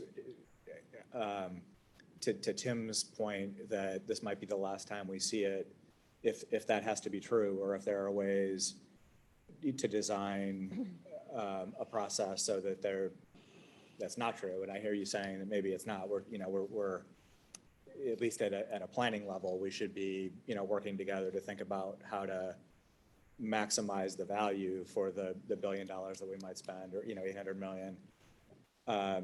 So I'd like to follow up and see if either of you have suggestions for what type of involvement we might have to be doing what you're suggesting. Sure. The Corps does not need you to not see it again. I would say, whatever works for you as the cost sharing partner on the state side is, I'm sure we can figure out how to work with. We will have a scrutiny of an oversight from a higher level Corps authority at our regional office as well. Yeah, thank you. Mike, do you have any suggestions on that point? Just looking forward to how we lay out what the process for site selection would be and what our engagement might be and how we'd work with other state agencies in the Corps to maximize this. Back to you, Mr. Zalazo. Mike Salazzo, board staff. I just want to, probably the best advice or option I could provide is to see how the current site selection process works out for the 80,000 feet. Continue working with the interagency working group across the different resource agencies, partnering with Army Corps engineering, DWR staff, and so that make sure that the designs are appropriate, and seeing how that runs the course annually, and see how any kind of adjustments can be made. To the question about whether or not we're going to see this authorization again, I just want to point out the construction of the current authorization under a word of 2007 is limited to the 80,000 feet.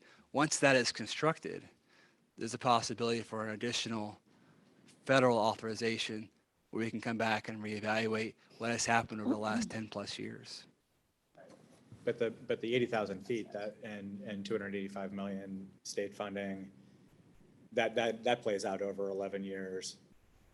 Right, so if we say we may not see it again, like maybe in the terms that we're all on the board.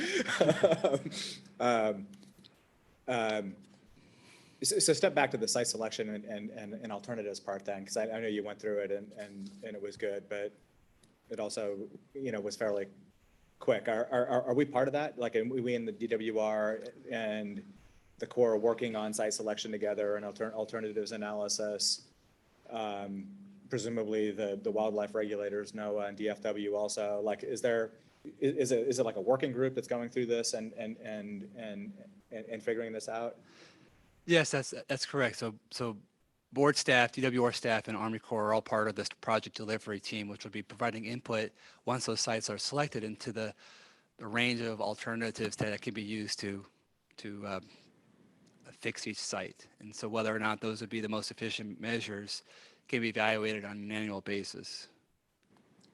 And so presumably the state also then, as the sites are being selected, since they would also have to be funded, we in theory at least, we could design something where the state agencies, us and DWR and others, are also evaluating those site selection and the value of that funding relative to other state priorities and what to be seeking funding for as we go forward as well as part of a broader strategic planning effort for the whole valley.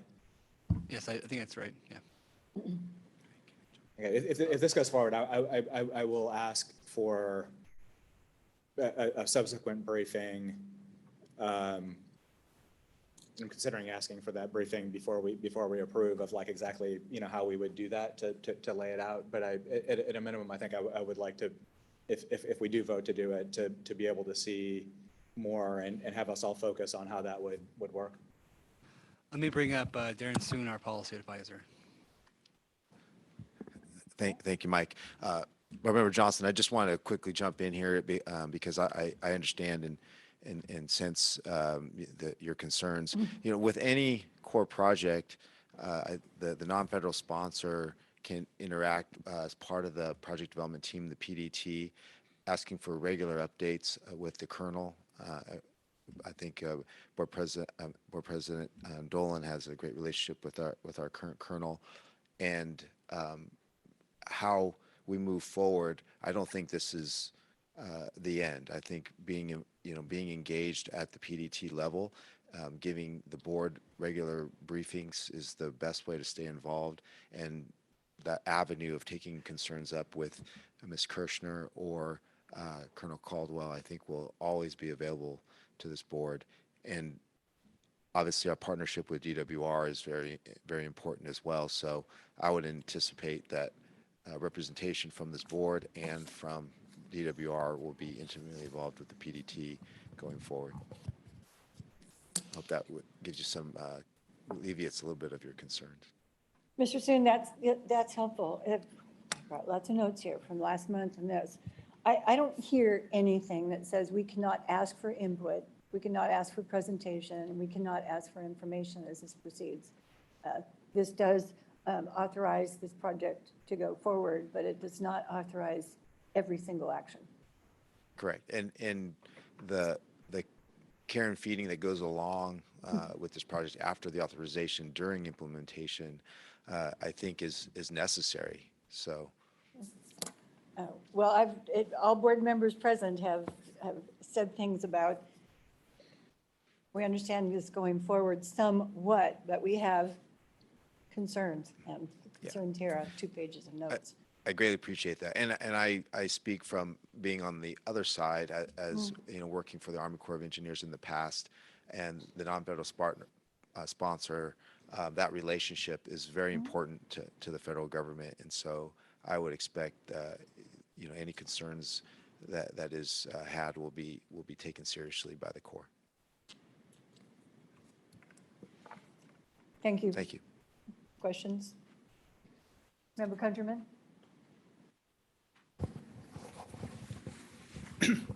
Well, Alicia may correct me here, but I think there will be an environmental document for each and every site, because that would be necessary.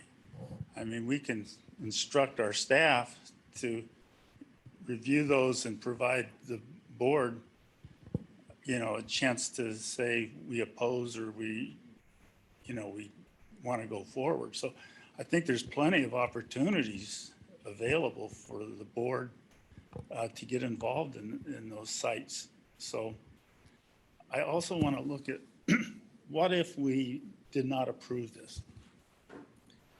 What would be the effect? The effect would be likely that the state on its own would have to go forward without federal money to protect the levees from failure.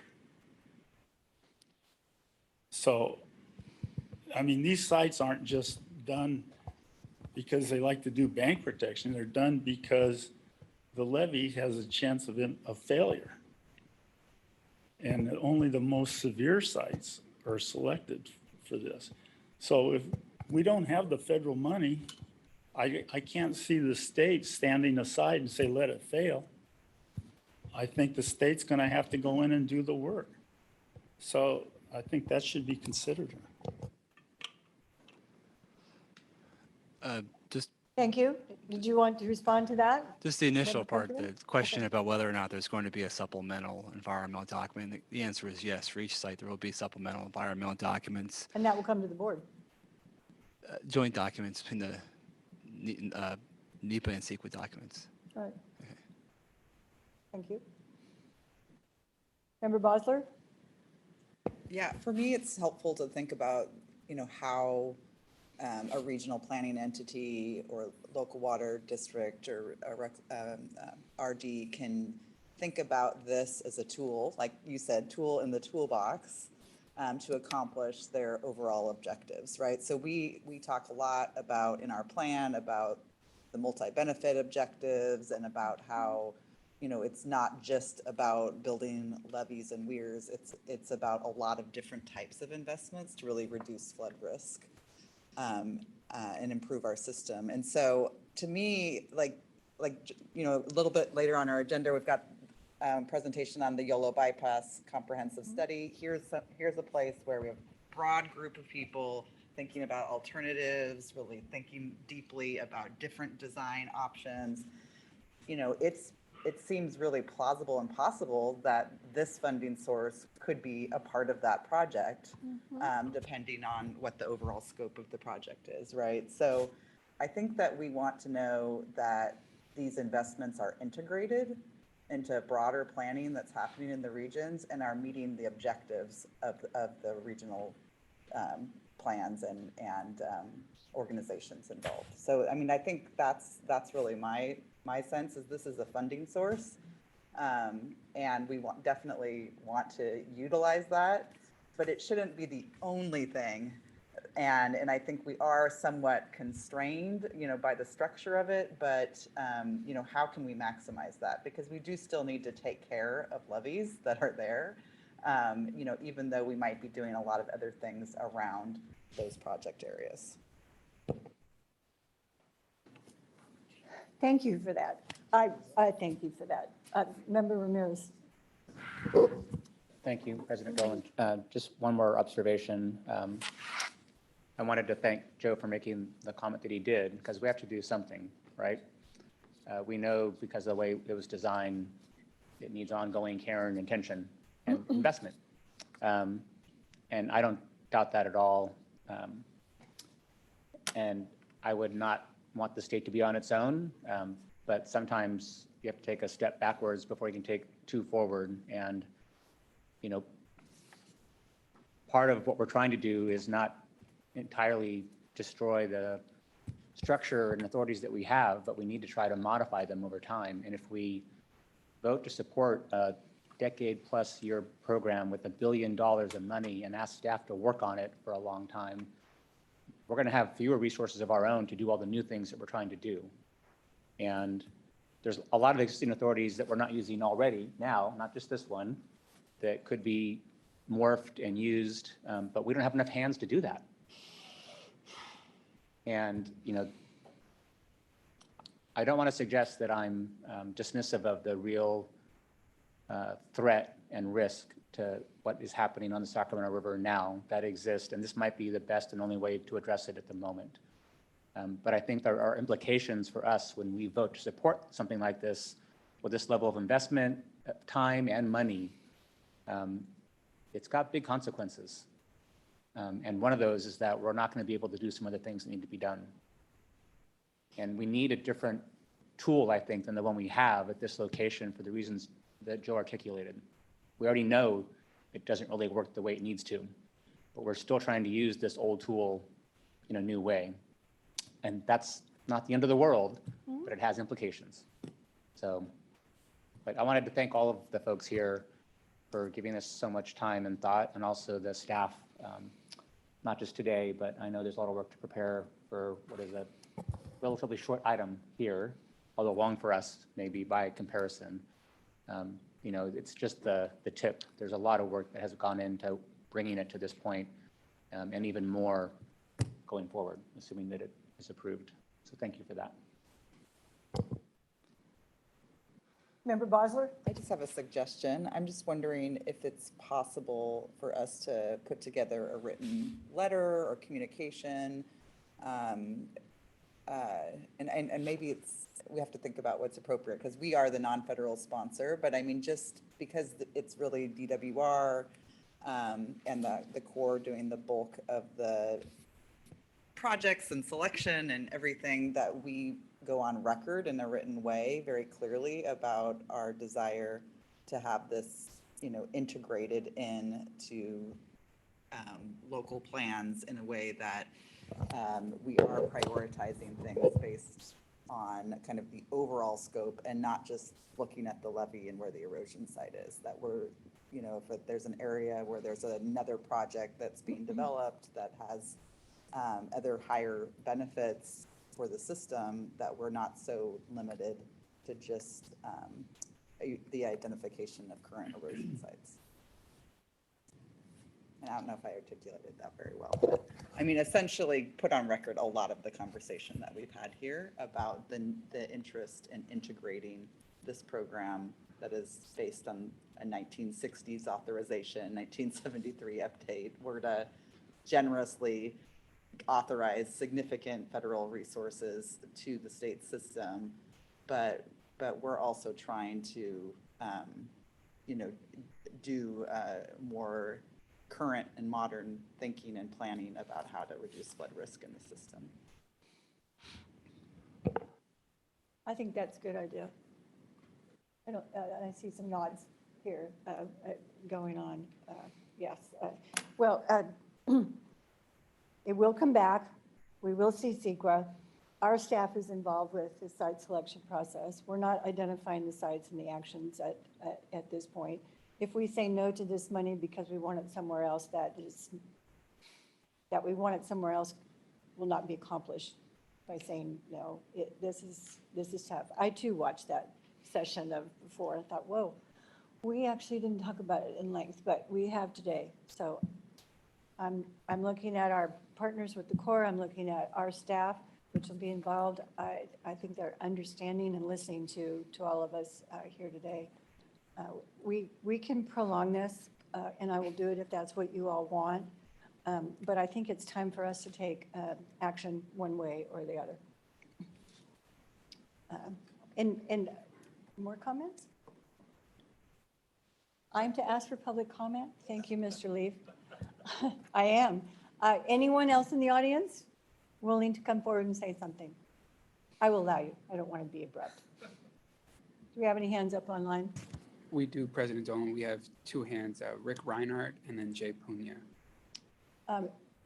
Mr. Reinhardt. Thank you, President Dolan, members of the board. Rick Reinhardt with Wood Rogers, commenting on behalf of the Central Valley Flood Control Association. We gave a presentation to your board in 2019 and prepared a memo that I'll send to staff to circulate to you again, that lays out the association's concerns. I think we're at a crossroads right now, and there's a lot of really great discussion, and a lot of the discussion from the board members hits on the points in the memo. But I think the crossroads that we're at is the post-authorization change report that the Corps completed in 2020 significantly reduces federal investment in this system. And as board member Countryman stated, that in the absence of that federal investment, the state has responsibility under Water Code 8361 to address erosion. In the most recent boat survey of the system, there was 192 erosion sites identified on the Sacramento River and 356,000 linear feet. What you have before you today is only an opportunity to move forward on a portion of that, because the federal government has only identified, the post-authorization change report only identified interest in 7 of the basins in this system. From my perspective, and I think from the association's perspective, the most immediate issue is revisiting that economic analysis and this conclusion that you can evaluate it by sub-basins and not as a system. The other aspect that we discussed is this should be viewed as a tool to implement the Central Valley Flood Protection Plan. Historically, the damage to the system that's been done, the early designs of erosion sites has led to significant reduction in the shaded riverine aquatic habitat, the riparian corridor. But if you look at today's designs, I've been out with on boat trips with or site visits with resource agency staff and environmental NGOs and looking at the more recent designs. And once they're fully grown out, they're described as multi-benefit projects because of the habitat that they're providing and the improvement over what existed prior to the bank protection being there. So I just want to make sure that we're viewing it through the lens of we can do more with this program, and through this economic evaluation, reevaluation, I think that's the first step in getting back to how do we maximize federal investment? Because if we don't maximize federal investment, then it is going to be a drain on our resources. It's going to be a drain on state resources and put more competition on our limited state funding to have to address more things. And so I just encourage the board to engage the Corps on this economic reevaluation, and in particular, this issue of whether this can be treated as subbasins or it's a system. So we've been engaging through the regional flood management planning process. We've been using RFMP dollars to have the local agencies engage in this discussion. We've been working closely with the Department of Water Resources, and hopefully we continue to have RFMP funding so we can engage and influence the process so that there will be more federal investment. So thank you for the opportunity to comment today. Mr. Reinhardt, thank you. Mr. Puna? There was a time I called you Jay, but it's Mr. Puna this morning. Yeah. Good morning, Board President Dolan and board members. My name is Jay Puna, and I'm with Wood Rogers. But before working at Wood Rogers, I used to be the state program manager for the Sac Bank project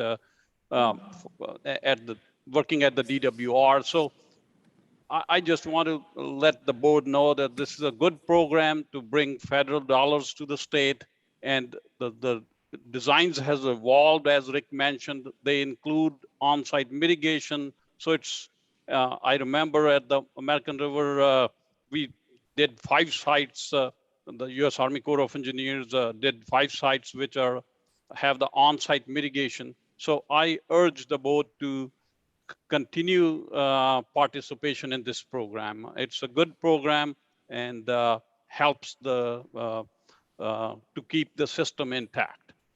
Thank you. Jay Puna. Bye. Thank you, Mr. Puna. Any other hands raised? Anyone else come up with something they wish to say? Mr. Zalazo, do you have any concluding remarks or not? Well, in advance of the vote, I just want to recognize not only the work of the Army Corps staff and department staff, but also of our board environmental staff for reviewing the documents and helping prepare and to help to continue the excellent work that they do. Thank you. Thank you for that. If we approve this, we're not handing this off to others. We're going to be involved. Thank you for that. All right, I'm going to ask if there's a motion to approve the findings and the actions. I move to approve the resolution number 2023-06, Project Partnership Agreement, Sacramento River Bank Protection Project. All right, motion's been made to approve that. This resolution includes making findings that it falls within the board scope of CEQA, and that the transfer of operation is a continuing administrative activity that's not subject to CEQA, and that the project partnership agreement in its substantially its form is approved and delegates authority to the president to sign and staff to transfer operations when and if completed work is done. Is there a second? A second by Vice President Vines. Does the board wish to discuss this more? No. Yes. Is there a way to, is there a way, what's the appropriate way to also ensure follow-up consistent with the discussion that we had? I mean, we could roll it into the motion for sure. Okay. You know, or, you know, possibly just direct staff afterward, but I'd really like to know that we'll do that before we complete the vote. All right. The way to restate the motion would be to say. Right. Let's make a subsequent direction. I think the way to restate the motion, Joe, would be to say, move that we adopt resolution, 2023-06 and direct staff to follow up consistent with the discussion or something, or we can go back and, to the transcript and the minutes. All right. I want to okay. make sure we're doing this the right way, but No, we are. I teach Robert's Rules of Order. It's actually Dolan's Rules of Order. The maker of the motion incorporates that. Maker of the motion would incorporate that. That direction to staff to follow direction to up. staff to. We're saying we'd like the staff to follow up on the discussion that was held at the board meeting today. Is that what we're saying? Direction to staff to continue to provide information and seek engagement from the board as this goes forward. Right, and it seems like really two Member Bosler. issues, Okay. like A, on the implementation of the current project that's before us, and then B, on some changes to the policy of the Corps and the federal government around the evaluations, especially around the economic analysis. I would propose that we take action on the motions that's before us and then ask Board Member Johnson to make a That's motion what right I away. would prefer. I have no problem with doing what you're saying, but I think it should be a separate motion. And we can do that with the way the agenda was, because it's within the scope of the agenda and, It is within the scope. yeah, okay. It definitely is within the scope. We just spent an hour and 10 minutes talking about it. So does that. Okay, are we ready to call the roll? They're not really supporting. We can make amendments to motions, but it's tough. We made it. Okay. Is the motion clear for the action for the board? I see some nods, so would you please call the roll, Mr. Jones? Board Member Ramirez? No. Member Grego is absent. Board Member Countryman? Yes. Board Member Bosler? Aye. Secretary Johnson? Aye. Vice President Vallines? Aye. President Dolan? Aye. So that motion is approved. There are 5 votes in agreement, 1 vote in objection, and there's 1 board member absent today. So to further the discussion of how to amend that motion, we chose instead to make subsequent motions, so I'll call on Member Johnson to make that. You're a lawyer, you can do it. I feel like you said it really well just a second ago. Well, let's go back. Motion to direct staff to follow up consistent with the discussion, including state engagement on site selection and design.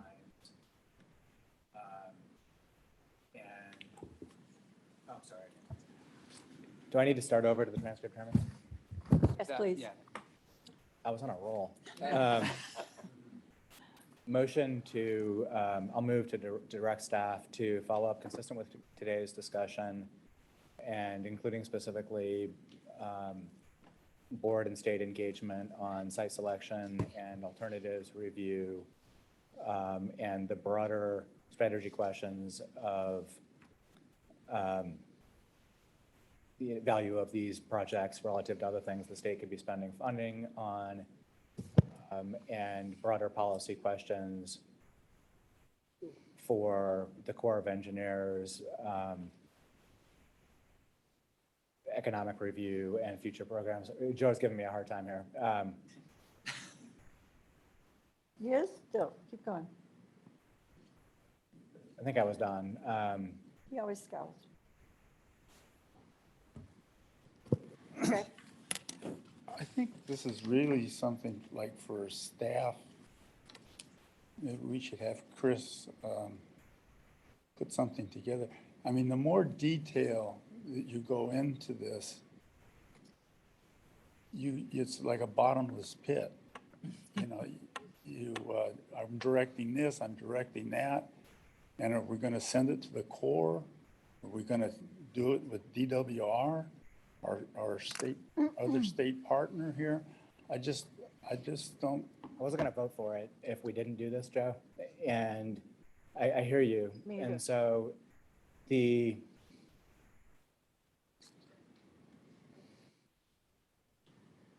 Well, let me ask if there's a second to this motion before you discuss it anymore. I can say, I was feeding a little bit off of what I heard Board Member Bosler suggesting at the end. I think I'm comfortable saying motion, just move to direct staff to follow up consistent with today's discussion.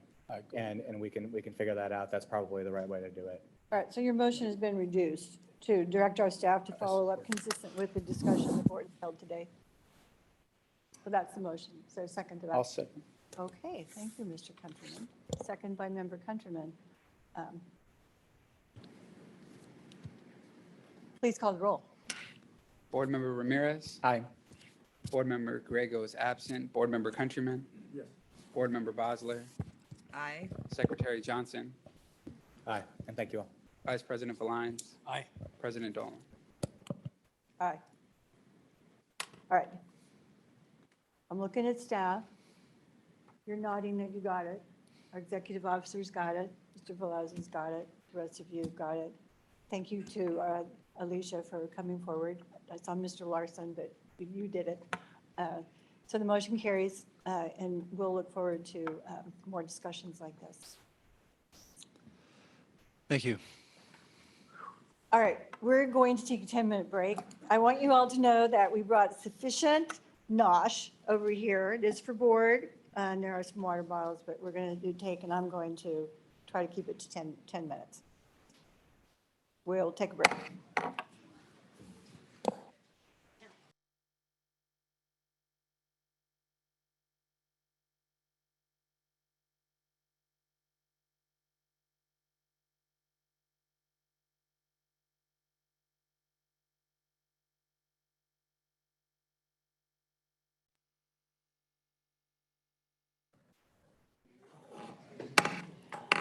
The board meeting will be reconvened. We took a longer than 10-minute break, but people wouldn't stop talking. This is President Dolan calling it back to order. And you all heard that the recording has now started again. So we are at item 10B, third supplemental to the Memorandum of Understanding respecting the Sacramento River Flood Control Project. Is that the one we're on? That's correct, President Dolan. 10B, as in boy. Mr. Zalazo, you are on point for this as well. All right. Thank you. And good morning still, President Dolan, members of the board. My name is Mike Solazzo. I'm a senior engineer with the board's Flood System Improvement Branch. And I am pleased to present the third supplement to the Memorandum of Understanding respecting the Sacramento River Flood Control Project for approval by the board. The Memorandum of Understanding, or MOU, is being revised to incorporate the 200-year Goldfields Levee project that was approved under Permit 19463. The requested action today is for the board to adopt the California Environmental Quality Act findings, that approval of the supplement is not a project, and to approve the supplement and to delegate authority to the board president to sign the supplement. The 200-year Goldfields project was proposed by the Three Rivers Levee Improvement Authority, or TRILIA, to provide 200-year level of flood protection to the area within Reclamation District 784 by constructing 2.6 miles of new levee embankment. The Goldfields project is shown in green in the figure on the right. The project extends the upper Yuba River South Levee, shown in yellow, down to Hamilton-Smartville Road and out to high ground. The project was funded by Proposition 1E and 84 bond funds, with the expectation that Trilia will seek credit from the federal government for project costs. RD 784 provided assurances for conducting operation and maintenance to the board through an agreement signed in January of 2023. Further O&M assurances are provided in the MOU and sections of the California Water Code. The project is shown in yellow in this figure. It is located east of Marysville in Yuba County and south of the Yuba River, near the top of the figure. It is within the Trilia assessment boundary shown in red, and the RD 784 boundary shown in blue. The project consists of a new levee embankment and cutoff wall shown in green, extending from the Yuba River South levee on the left side to Hamilton Smartville Road and continuing to high ground to the right near the Beale Air Force Base. The line in purple is a levee without the cutoff wall. And going back to the left, the project includes a degrade of the existing Yuba River South levee, and that's shown in pink or salmon. There are interior drainage basins and canals to attenuate flood flows to the site.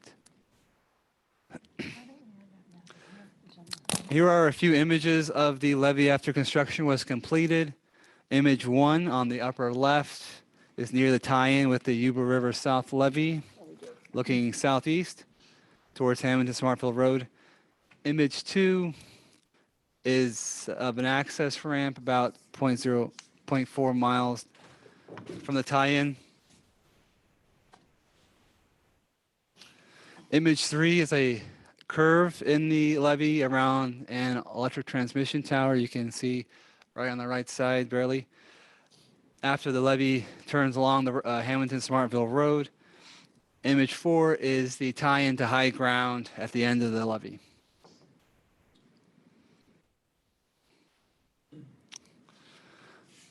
The project has had a 13-year history so far. It began in 2010 with planning efforts to reduce flood risks in coordination with the Army Corps.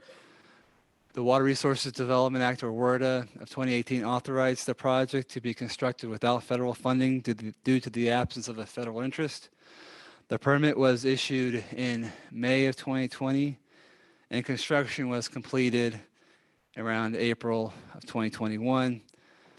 Currently, staff is reviewing the construction documentation report and will review the proposed revisions to the federal O&M manual when they are ready. Once the project is accepted by the Army Corps, the board's executive officer will be asked to send a letter to the Army Corps stating that the project was constructed in accordance with the approved final plans and will provide assurances that the board will ensure operation or make sure that operation and maintenance will continue for the project. The third supplement before the board today is required by WRDA 2018 to update the length of the Yuba River South levee from the Feather River to high ground. Originally, the length was stated as 7.2 miles. Historical modifications reduced that length to 6 miles. The new levee embankment was constructed with a length of 2.6 miles, adding in subtracting the levee degrade of 0.2 miles results in a net length of 8.4 miles.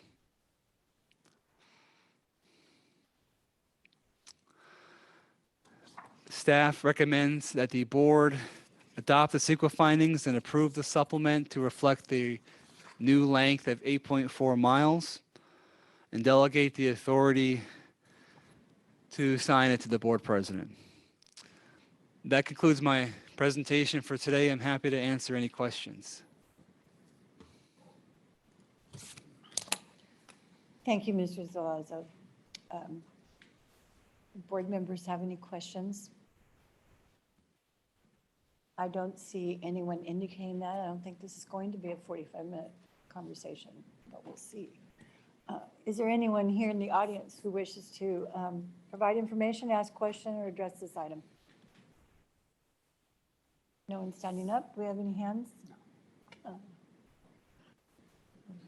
Okay. Then I see no further discussion. Good report. I thought it was fascinating to see something that was done with a manual typewriter and that we could still read it. So we'll see. Is there a motion to adopt the staff recommendation as Mr. Zalazo stated it? I'd move to approve.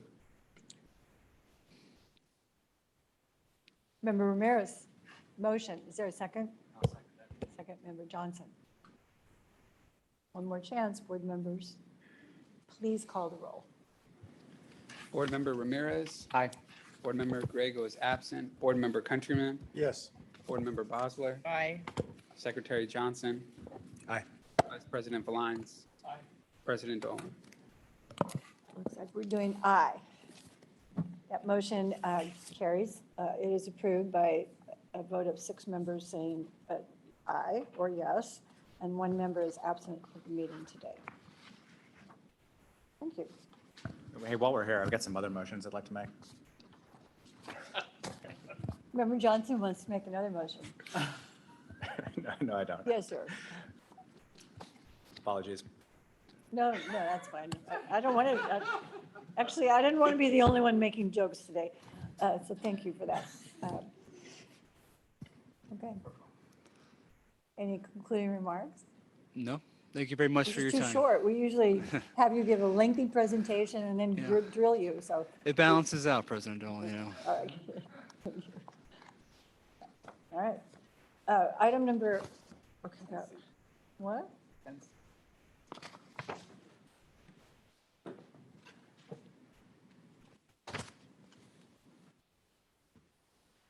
That was item 10C. That was 10B. Okay, and I do put page 3, page 4. Okay, we're on page 4 of the agenda, according to me. 10C, 10C. as in cute, is a statement of no objection, Sutter Butte Flood Control Agency, Tudor Flood Risk Reduction Project, and Dustin Sanowski, Flood System Improvement Branch, will provide the information. Yeah, thank you, President Dolan. Good morning. Good morning. It We're is still moving. morning. All right, well, thank you, President Dolan, members of the board. My name is Dustin Sanowski. I'm with the Flood System Improvement Branch. It's my pleasure to introduce you to the Tudor Flood Risk Reduction Project. This is the last segment of levee improvements on the Feather River West Levee project. And here with me today is Sutter Butte Flood Control Agency, Michael Bissett, in case the board has any questions. Again, asking you to approve the initial statement of no objection. Giving you an overview, show you the location, description, give you a little background, and staff recommendations. So the Sutter Butte Flood Control Agency proposes to construct the Tudor Flood Risk Reduction Project, which is approximately 16 miles south of Yuba City in Sutter County. The project includes 8,800 linear feet of soil bentonite cutoff wall to address under seepage and through seepage issues in the right bank of the Feather River. And there will be an 18-inch pipe that will need to be removed and replaced for the construction. The Corps requires a statement of no objection from the board to initiate its review of the project under Section 408. And staff recommends the board direct the executive officer to sign and send the initial statement of no objection.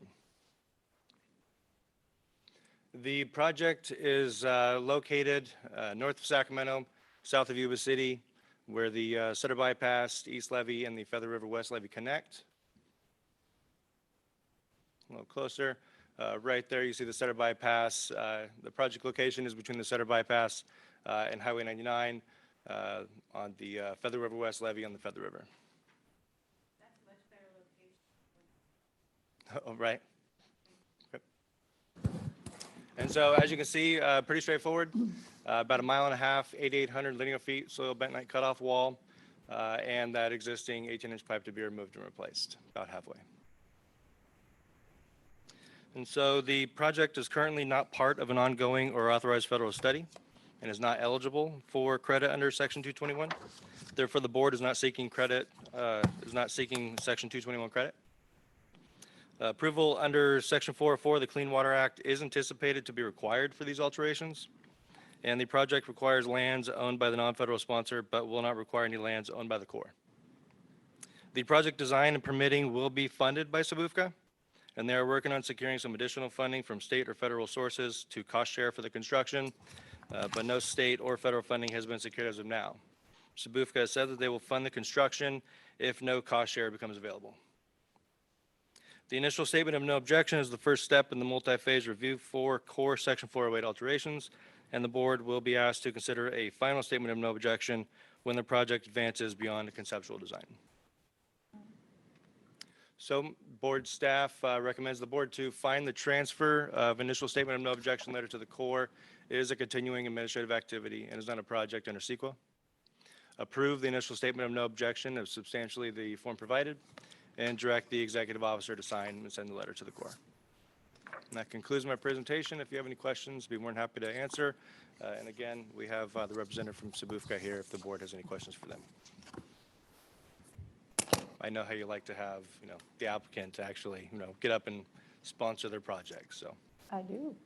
Excellent. Thank you, Mr. Skanowski. Are there any questions of our staff at this point? Mr. Bissett? Excellent. Am I supposed to state that I was on the Butte board when we adopted CVFPB? But it's been 10 years, so I don't actually know what you're doing anymore. Well, that's what I'm here to fill you Except in when you on. show up. So, good morning, President Dolan, members of the board. Very happy to be here. My name is Michael Bissett. I'm the Executive Director, Sutter Butte Flood Control Agency. Just wanted to thank you for your consideration of this item for the statement of no objection. This is the last portion of the Feather River West Levee project that our agency is undertaking. We're excited to move this project forward, partnering with both the state and the federal government to advance this project. So we look forward to your support.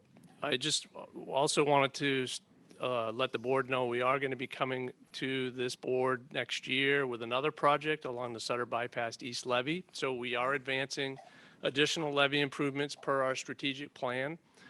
So I just wanted to give this board a heads up on that. And I'll see if there's any questions. Thank you. Thank you. Questions for Mr. Mike Bissett? Thanks for being here. Thank you. I hope that we were at least entertaining before we came to Europe. Very entertaining. Thank you for saying that. This is a transfer of a letter that's called a Statement of No Objections. It is our letter as a non-federal sponsor to the Corps to begin the process for this project. Correct. We like these agencies that have formed joint power authorities in bringing these forward, so hopefully we support it. Anyone in the audience wish to say anything regarding this item? Do we have any hands up? No hands up. Board members want to say anything more before I ask for a motion? Member Countryman? Oh, I'm sorry. That was just a typo. You would My think mistake. that I prepared this. It is a typo. It should not say information. It should say action, which actually was in the staff report, but action was being suggested. So we do look at the adjoining staff reports. Yes, my And our apologies. agenda always says that even though something says information, the board can take action if it chooses to. We put that in our first page, That is correct. Thank you.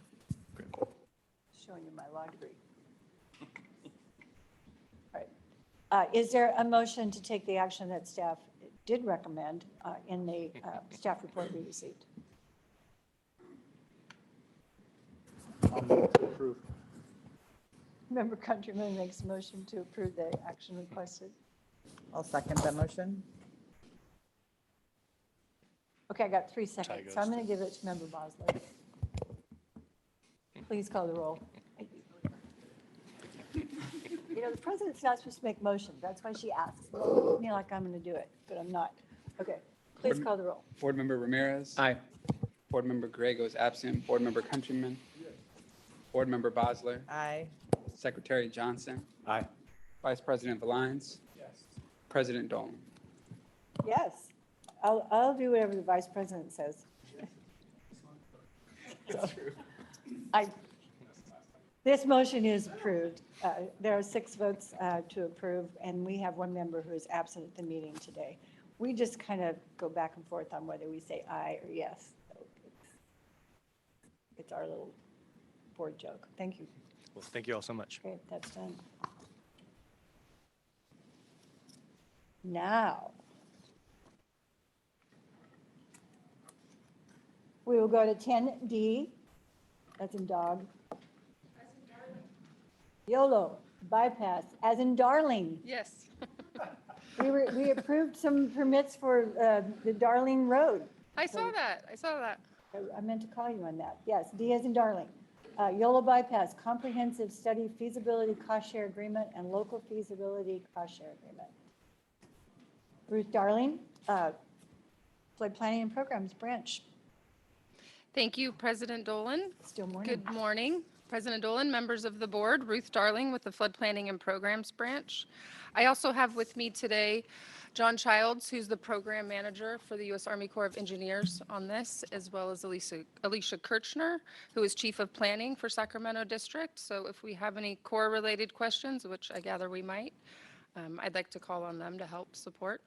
There was a little hint there that we have questions of the Army Corps.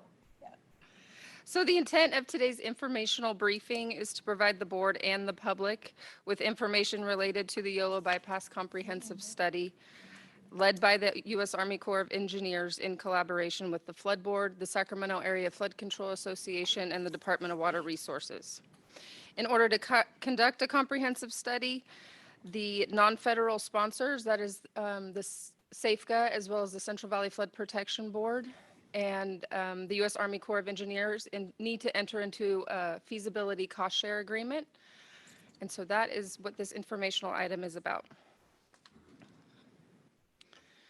So Section 209 of the Water Resources Development Act of 2020 authorized a comprehensive study of the Sacramento River in the vicinity of the YOLO bypass system for purposes of flood risk management, ecosystem restoration, water supply, and recreation in coordination with the state of California, the YOLO Bypass Cash Flow Partnership, Native American governments, and stakeholders.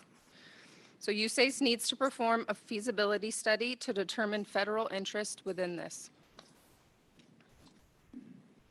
So through this study, the Secretary or the Assistant Secretary of the Army, the ASA, may develop and recommend to Congress these 4 items you see on the screen now. So that's construction of a water resources development project, construction or operational modification to elements of the YOLO bypass system, extending from the Fremont Weir near Woodland to Sacramento River near Rio Vista.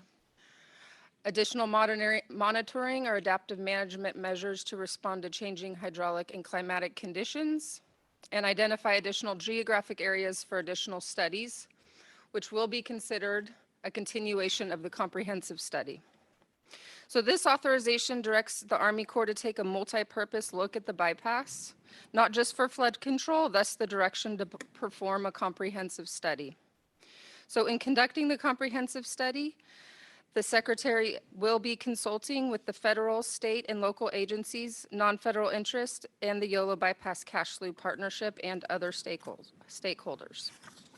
And we will be utilizing lessons learned from the Sac River General Reevaluation Report and successfully completed comprehensive studies throughout the nation. So there are related efforts that this board is familiar with. There is Senate Bill 369. So that was approved by Governor Newsom and formally established in 2021 to support the YOLO Bypass Cash Flow Partnership multi-benefit program and support development and implementation of projects within the region. In addition, we have the YOLO Bypass Cash Flow Master Plan. This is the state's planning document that will serve as a programmatic framework that will outline an integrated approach to implementing multi-benefit activities across a shared landscape. And as you are familiar with, the YOLO Bypass Cash Flow Partnership. So this is the partnership that was formulated through a memorandum of understanding to better overcome the challenges of implementing large-scale changes in the YOLO bypass. So, let me go back one. Try this again. There we go. Thanks, Chavez. So this is the project map developed. This is a draft map that has been developed by consultants. So thank you, MBK and HDR, for developing this. Just a general overview of the region. I know it's really hard to see. I've emailed board members this map. It should be in your inboxes. But the YOLO bypass is a flood control feature of the Sacramento River Flood Control Project that needs to be leveraged to meet current and future flood risk management requirements. A modernized YOLO bypass provides opportunities for ecosystem restoration and continued operation of the state water project. The Army Corps of Engineers and the non-federal sponsors will be engaging subject matter experts from successfully completed comprehensive studies during the development of this study. So the shaded region of this map details changes in channel stage between existing conditions and with project conditions. So those are projects that are likely to be evaluated in this study, but this study has not been scoped yet. So this is truly a draft map. There's lots of inputs that go into determining where projects will exist, why this is so far north, and if Chavez scrolls down, so far south. May I ask at this point, when you say shading, is that where it's blue? It's darker. Darker? Like within the Sacramento River Yellow Bypass area, it's a darker color than, let's say, where Esparto is. Maybe they could use another color rather than a darker. I think I understand. Yes. Thank you. Sorry for the interruption. No, no problem. Oh, the blue is water. Okay, the project partners for the comprehensive study, the non-federal partners is the Sacramento Area Flood Control Agency, Department of Water Resources, and the Central Valley Flood Protection Board. The non-federal sponsors are the Flood Board and SAFCA. DWR will be serving as project manager for the state. And our federal partner, of course, is the U.S. Army Corps of Engineers, who will be serving as project management for the Sacramento district. So the feasibility cost share agreement itself is a model agreement, meaning that the language in the FCSA does not deviate from the approved Army Corps of Engineers model agreements for the cost share feasibility studies of proposed projects that will require specific authorization from Congress. In order to take advantage of the funding provided in the federal fiscal year 2023 appropriations bill, the Army Corps needs to enter into a feasibility cost share agreement to initiate this study. The Flood Board and SAFCA are the non-federal sponsors. In February of this year, the SAFCA board authorized SAFCA's executive director to enter into the feasibility cost share agreement with the Army Corps of Engineers and a local feasibility cost share agreement with the Central Valley Flood Protection Board. So the local feasibility cost share agreement is a two-party agreement between the non-federal sponsors, the Flood Board and SAFCA. And this will establish how the non-federal sponsors cost share and share roles and responsibilities. For the study, the Flood Board is the CEQA lead and the Army Corps is the NEPA lead. So for budget and funding, consistent with Army Corps policy, the estimated cost of the comprehensive study is $3 million. The federal funding was appropriated in fiscal year 2023. And the state funding for the state's cost share of this study is included in the May revise. So we will not know for certain if that money is in our bank accounts until July 1, but we are anticipating that we will have that. And so the federal government will contribute 50% of the cost, and SAFCA and the Flood Board will contribute 50% of the cost. So just a bit of a draft timeline. In March of 2022, so starting at the left, the Flood Board sent a letter of intent to the Army Corps to demonstrate support for the initiation of the Yolo Bypass Comprehensive Study and to confirm its intent to participate as the non-federal sponsor for the study. In February of 2023, SAFCA adopted Resolution 2023-015 that authorized the executive director to enter into agreements for the study. In March of 2023, the Flood Board resent the same letter of intent to Army Corps to reaffirm our support for this study. Here we are today in June of 2023 for an informational briefing on the FCSA and LFCSA. We will seek approval from this board in July of 2023, so next month's board meeting, for the FCSA, LFCSA, and their certificates of authority. And we will request a signing ceremony with the Army Corps and SAFCA in August or September of 2023 this year. And we anticipate, but we have not determined yet, that the study could result in a chief's report in September of 2026, so 3 years. That, of course, all depends on scoping and meeting milestones. And that's considered speedy Right, right. by the federal government. And it is. It's a lot of work to do. And that is the end of my informational item. If there's any questions?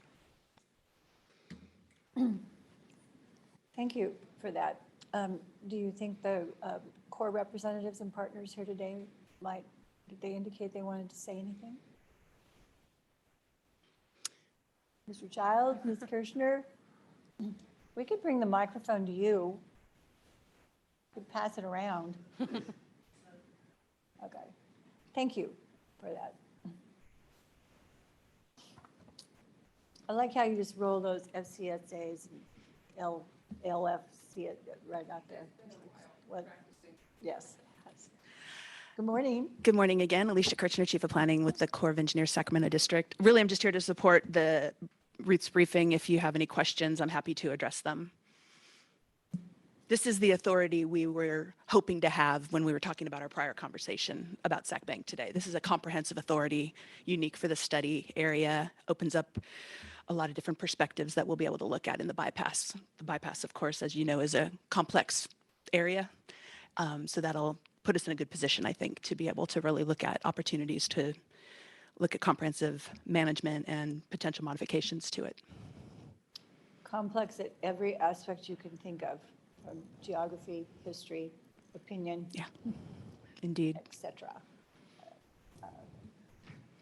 Any questions or comments, either for Ms. Darling or Ms. Kirschner? Mr. Ramirez? I just have a quick question based on that last comment, and I'm just curious how this comprehensive study, the question really is scale, right? So Sac Bank is Sac Bank. This is a comprehensive study with a broader range of authority, although it's still limited geographically. But how similar is this or different from the Central Valley Comprehensive Study? Like, why couldn't one be used here versus the other? Is there a short answer to that? When you say the comprehensive study. The 1997 flood, Okay. which is still in the books, right? It is, and it's really in the legacy of getting to this one. Maybe Right. not directly, but indirectly. In that, when I say not directly, it's this particular study has a brand new authority Congress granted us in 2020, unique to the Yola bypass. And so it's kind of a modern accounting or a modern permission, if you will, which is reflective of, I think, a lot of stakeholder interest in what we should be looking at it together in the bypass. Right, for sure. I'm Yeah. just wondering, if we didn't have this, could all the things that are being done here that are proposed be done under the existing authority from 97? With appropriation, yes, I would say possibly. So Possibly. this gives it I haven't thought focus. about that or thought it through that, but I mean, this gives us what we need. Right, and it gives us more focus. directly. I'm just asking because the larger authority is still there and can be used for almost anything, arguably, although to narrow the scope might be tricky to talk about appropriations, but the authority is still there and it could be used. It was a unique authority back after the 1997 event in that it came to us in appropriation law and it built off of older authorities, which are still in play underneath everything that we're doing. Something called we had permission from the 60s to look at Northern California streams that drain into the Pacific for flood risk management and allied purposes. That actually was parlayed into part of the original study authority for coming out in 1997. So this is just a more direct authority that we'll have for this particular study. If we didn't have it, it'd be a lot of explaining and convincing and creating that linkage. Got it. Okay. Thank you. That makes sense. Okay. Thank you, President. Thank you. Any other board members, questions here? Audience shrunk a little bit. It'll get bigger. Oh, no, you just all moved to the back rows. Do we have any hands raised? Okay. This is indeed an informational item. And we will expect at our next meeting to have requests to approve these documents. So now's the time to ask questions. Okay. Done. Ms. Darling, did you say that you forwarded the PowerPoint to us from today? I did not forward the PowerPoint, just the map, but I can send the PowerPoint. Would you please? Mhm. Yeah, thank you. Okay. Thank you. Thank you. That concludes item 10D. Item 10E, we do ask for Mr. Yang, who I may or may not have said that correctly, Egro, to just give us a brief update on all things Tulare Basin hydrology. We do follow all the updates that come on emails, but we place this on the agenda because it's a high priority to know what has happened and what could be. So, oh my gosh, good afternoon. Yes, it's afternoon. So, good afternoon, President Dolan, Vice President Valias, and members of the board. My name is Yiguo Liang. I'm the chief of the operations branch with the board. As you might have heard, the State Federal Flood Operations Center was deactivated last Friday, June 16th, ending a 3-month-long FOC activation. During the period, the Tulare Basin had experienced severe flooding and had been constantly under high flood alert. So this presentation is to provide you a brief update concerning hydrology and flooding of the Tulare Basin, and offering a glimpse of the reduced flood threat that you may find corresponds to FOC deactivation. I also wanted to recognize the source data I'm using today are from California Data Exchange Center, CDEC, and also California Nevada River Forecast Center. This slide has been included in the previous briefings on this topic. I'm keeping it just for reference purpose. And I'm not going to elaborate the features in the map unless needed during the conversation. This slide is showing the Tulare Basin precipitation based on 6-station index as of June 17. The lines represent cumulative daily precipitation over water year period for a few selected years. The blue line is for this year. So since setting up the precipitation record in early April, there has not been much of precipitation in the region. So the blue line is pretty flat since April. This is a slide showing the region's June 17, as of June 17th, snow water content as percent of April 1st average for selected years. This year is represented by the blue line. The two red circles on the blue line are for the reference dates April 11th and May 24th, respectively, used for the last two briefings. For this update, as of June 17, the remaining snowpack is 57% of April 1st average. And is right now, comparing to April 1st peak value, right now is only, not right now, as of June 17, the snowpack is only less than 20% of its peak value. Another important observation from this chart is that about 50% of the peak snowpack in early April had melted during the 1 month period from May 10th to June 10th.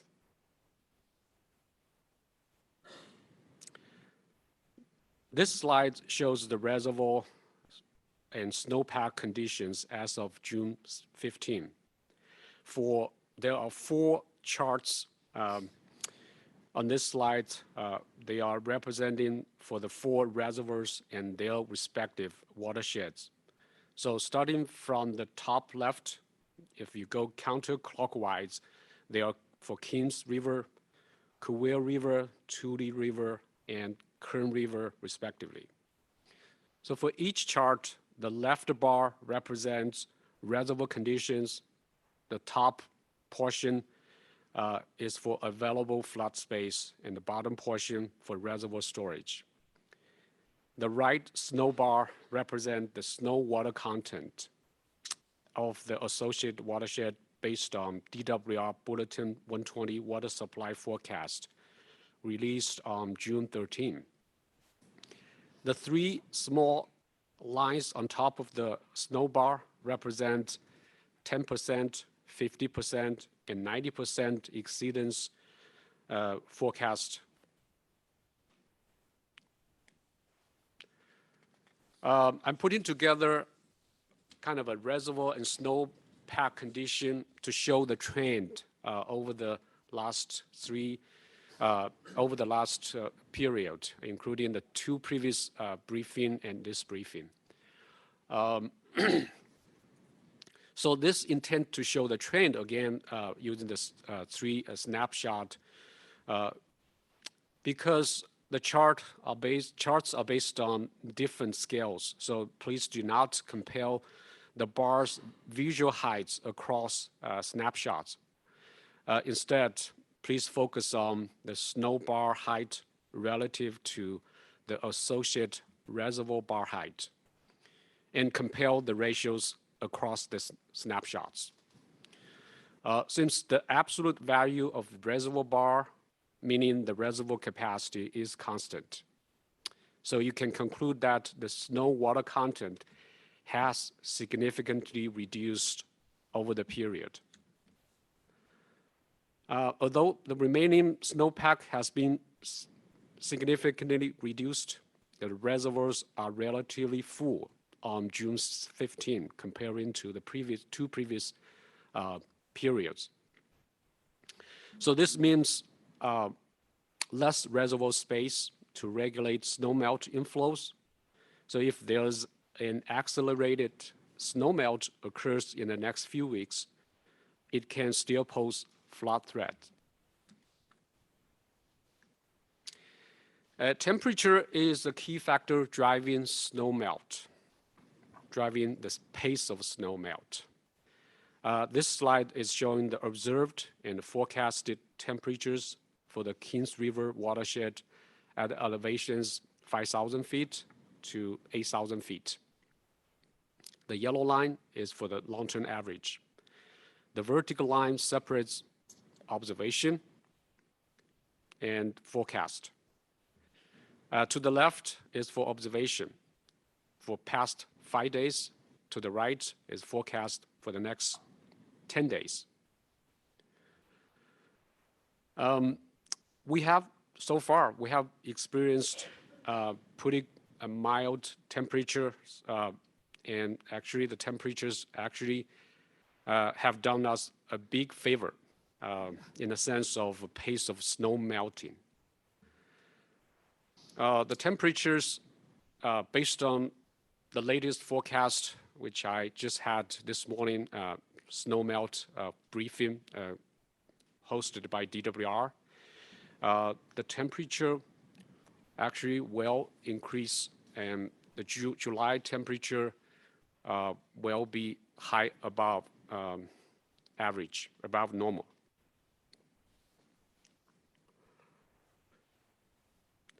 So what does that mean? So if you just look this temperature for the first part of the forecast, you still have mild or moderate snow melt, but toward the end of the forecast and entering to July, we will see probably more accelerated snowmelt pace. I'm only showing for the Kings River Basin, but for the other three watersheds, they have similar temperature pattern, which I'm not showing. Just to summarize, so after 3 months of activation to respond statewide flooding and flood threats, including that from the Tulare Basin, FOC was deactivated to normal operations on June 16. So the reduced flood threat in the Tulare Basin actually corresponds to the FOC deactivation based on latest hydrological condition, reservoir and snowpack, and also the forecast. The coordinated efforts among local, state, and federal entities in the last several months have helped the region pass the most challenging periods. From hydrology perspective, the flood response activities and the flood fights have better positioned the region to handle the remaining snow melt flood threats, which has been significantly reduced, yet cannot be overlooked. That concludes my presentation.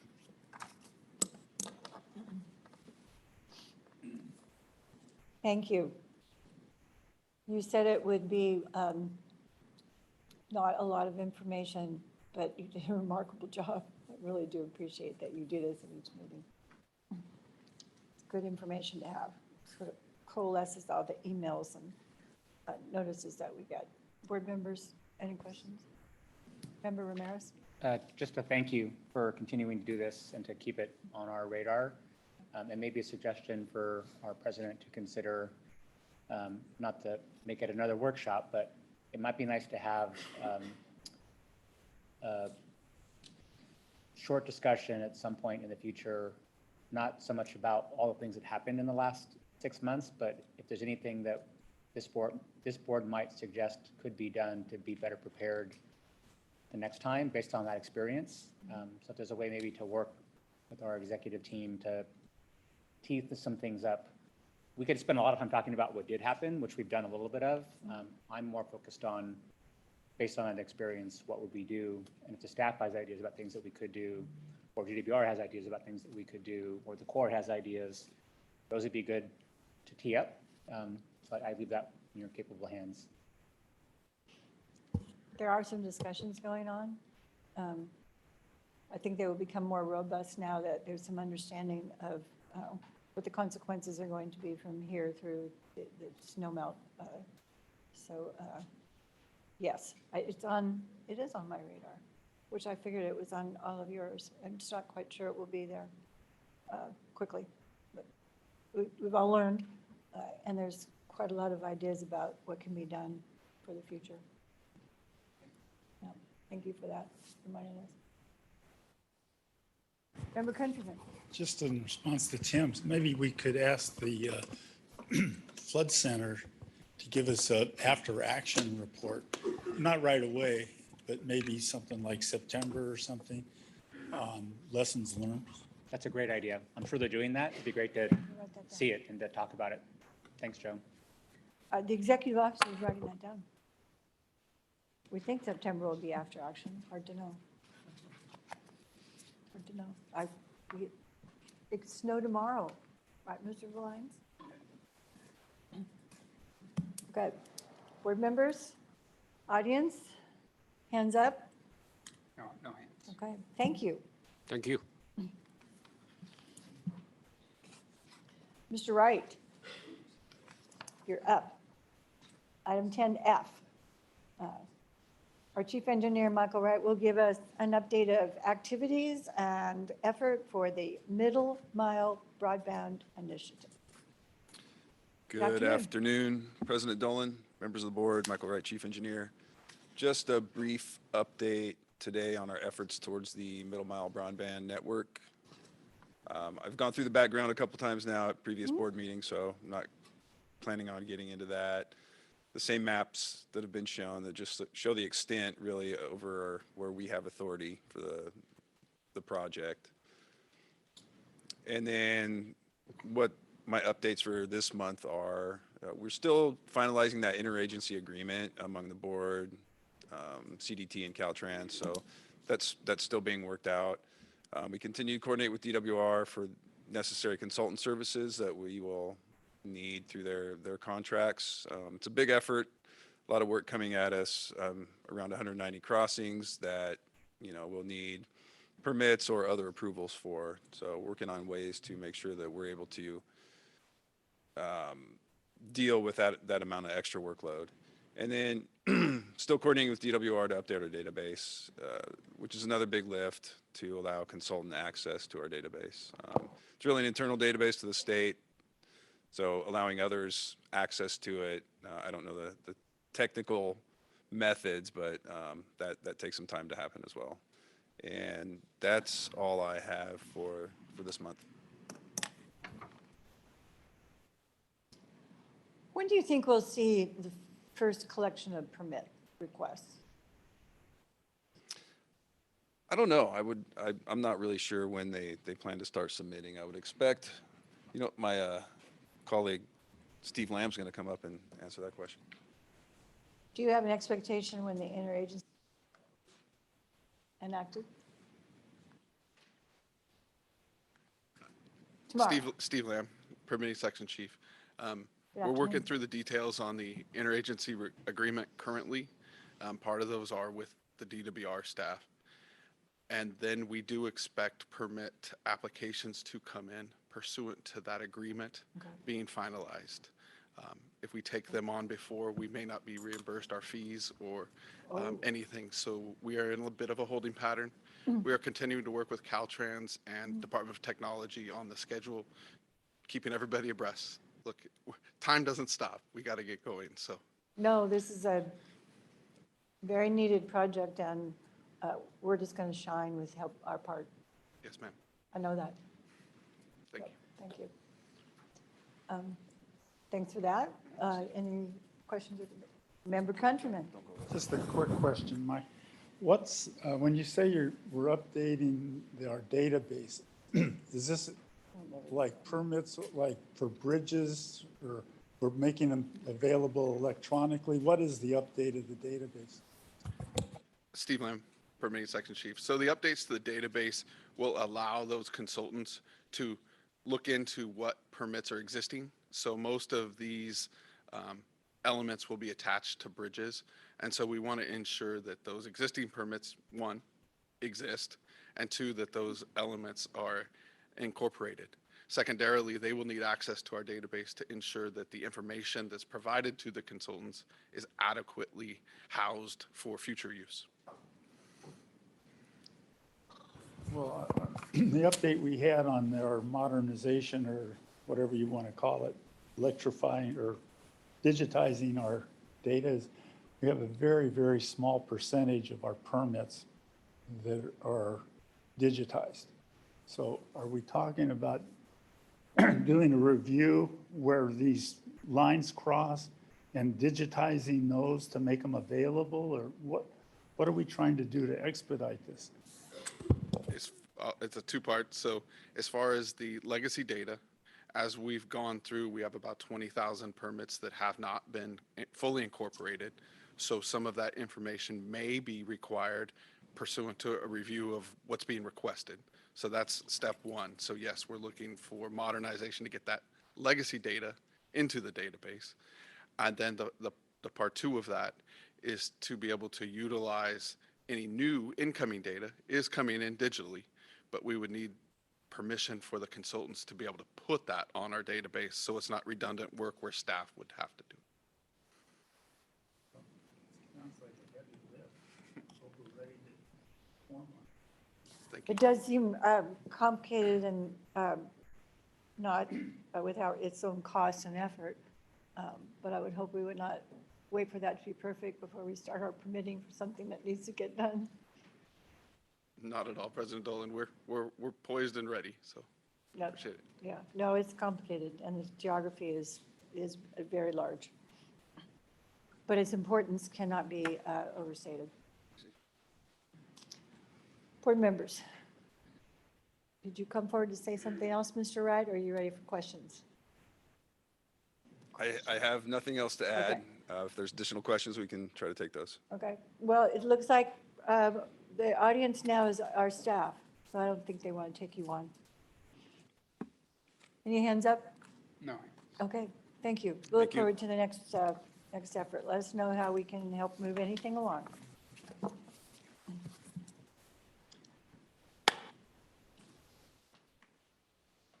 Okay. Item 10G, as in good, we have asked for each month our 4 branches to provide us an overview of who and what and they are, expectations and items. So this is the 4th.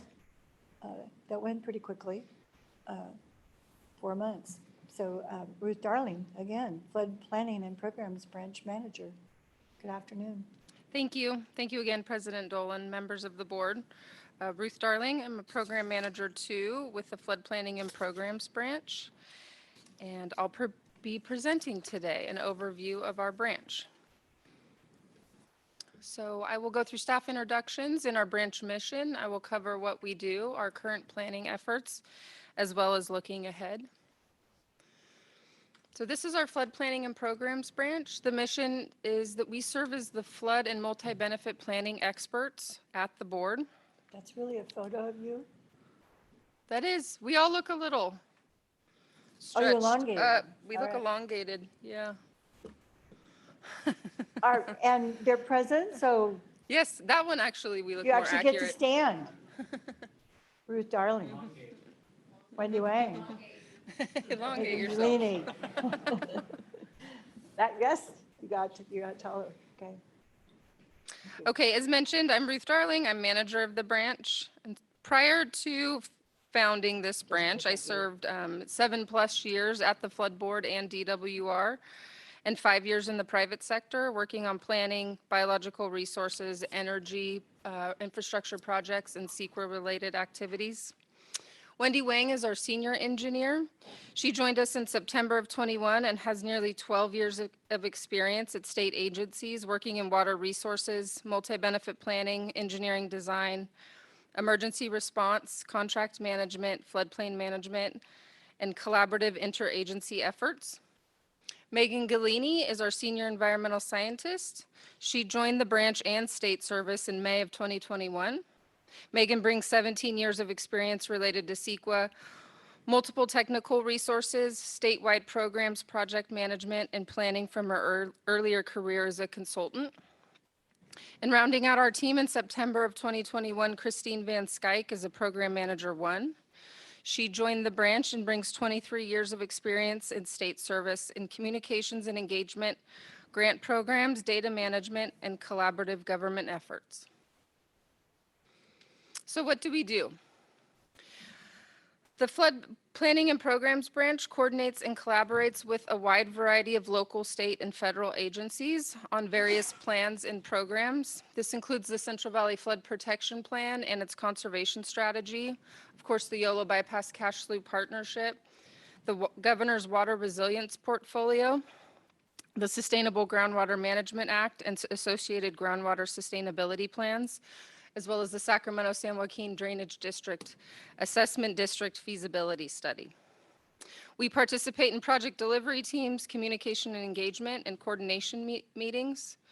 We also conduct multiple engagement efforts within the Central Valley with elected officials, our local partners, as well as our state and federal partners. I also lead the advisory committee, and I help support Kim Floyd Communications in leading the coordinating committee meetings. And our goal is also to keep board members and other partners engaged on flood and multi-benefit planning efforts within the Central Valley. So our current planning efforts are, of course, the Yolo Bypass Cash Slough Partnership, as well as the state-led Yolo Bypass Cash Slough Master Plan, the Yolo Bypass Comprehensive Study, which you just recently heard about, as well as the 2022 Central Valley Flood Protection Plan Update Implementation Support. So that also includes the water resilience portfolio, specifically effort 25.4 for the San Joaquin Regional Flood Management Strategy, as well as the SSJDD feasibility study. And I have confirmed that we will be providing an informational item at the July board meeting on the SSJDD feasibility study. And for the Yellow Bypass Cash Sweep Partnership, this is a dynamic and results-focused response to challenges facing this region. So one of the goals is to uplift the 6 pillars, and those pillars are flood risk reduction, habitat, water supply, water quality, agriculture, and restoration.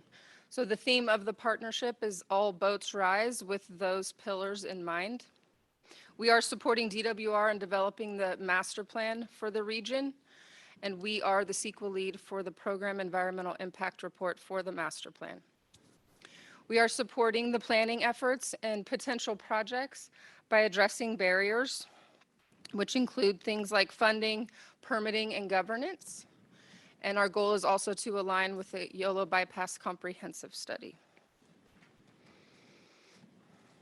So specifically, flood planning and programs branch responsibilities. We do host an all work groups meeting that meets every other month. The goal of this meeting is to highlight specific topics that are happening in the present moment. We recently had a work group meeting this month on the H&H effort for the master plan. We do work on our tribal relations in coordination with the Flood Board's tribal liaison, Greg Hendricks. Christine Van Skyke manages the website and the Gov Delivery resource, which has around 1,060 interested parties subscribed to it. We are working on a partnership public forum that will be hosted annually. I'll describe that a little bit later. That will be at FMA this year. And also, we are leading executive committee meetings now. So President Dolan and Board Member Johnson attended that last year. That is now a flood board responsibility to lead that meeting. Plan for, prepare, and lead it. Like I said, we are developing a programmatic environmental impact report for the master plan. And we are drafting a Yolo Bypass Cash Slough communication engagement plan that will be an appendix to the master plan. So in the past year and a half, resources have reduced greatly for partnership efforts. Our partners at SAFECA really contributed the lion's share of partnership efforts, work groups being led by consultants for about a year and a half, 2 years. And resources and time and money has really been shifted in the last year towards planning for the comprehensive study. So in order to keep these wheels turning, myself and my staff volunteered to lead quite a bit of these work groups that you see. So the X for where we lead and then the column for where we support. Oh, thank you for that, because this slide shows that there is a column all the way on the right as I look at it, but its label is blocked by Chavez's ID. So that would be support. The first one is lead, which is an awful lot of X's. For yes, awful lot of X's. Your branch, and then the other is support, which none of that would happen without your assistance. So that's the number of work groups for the Yolo Bypass Cash Slough. So you're just yes, churning. They're all important, but wow, that's a lot of work. Yeah, and so the goal really from the onset was to provide strategies on overcoming barriers. So there are things that we knew that we needed, right? Like cultural resources, of course we need CEQA, NEPA. Those have always been established, but the Ag Sustainability and Recreation Work Group, the intent of that work group is to provide a strategy on how the partnership considers ag sustainability or ag resiliency and recreation, so uplifting those pillars. That used to be led by LSDN with consultant support. Because of a lack in RFMP funding or a gap in RFMP funding, LSDN wasn't able to lead that group, so Wendy Wang has stepped up to lead. So there's things like that. The organizing committee used to be the steering committee, which Board Member Johnson has joined in the past. That's really the overarching management level for the bypass where decisions get made prior to going to executive committee. I lead that. So some of those things were led by Safeca and consultants, but now the flood board staff has taken over. And it's going smoothly, so that's good. And you've heard about the comprehensive study earlier today, being focused on flood risk management, ecosystem restoration, water supply, and recreation. So that the scoping for the comprehensive study will begin at the beginning of October. And we hope for a swift scoping period, but there's no guarantees. And then for the 2022 Central Valley Flood Protection Plan implementation support. So recently there was a flood management funding essentials brochure that was released. And that is highlights key information associated with funding for the Central Valley flood management that is otherwise contained in the flood plan update. And it informs state investments in the Central Valley for flood management over a 30-year horizon.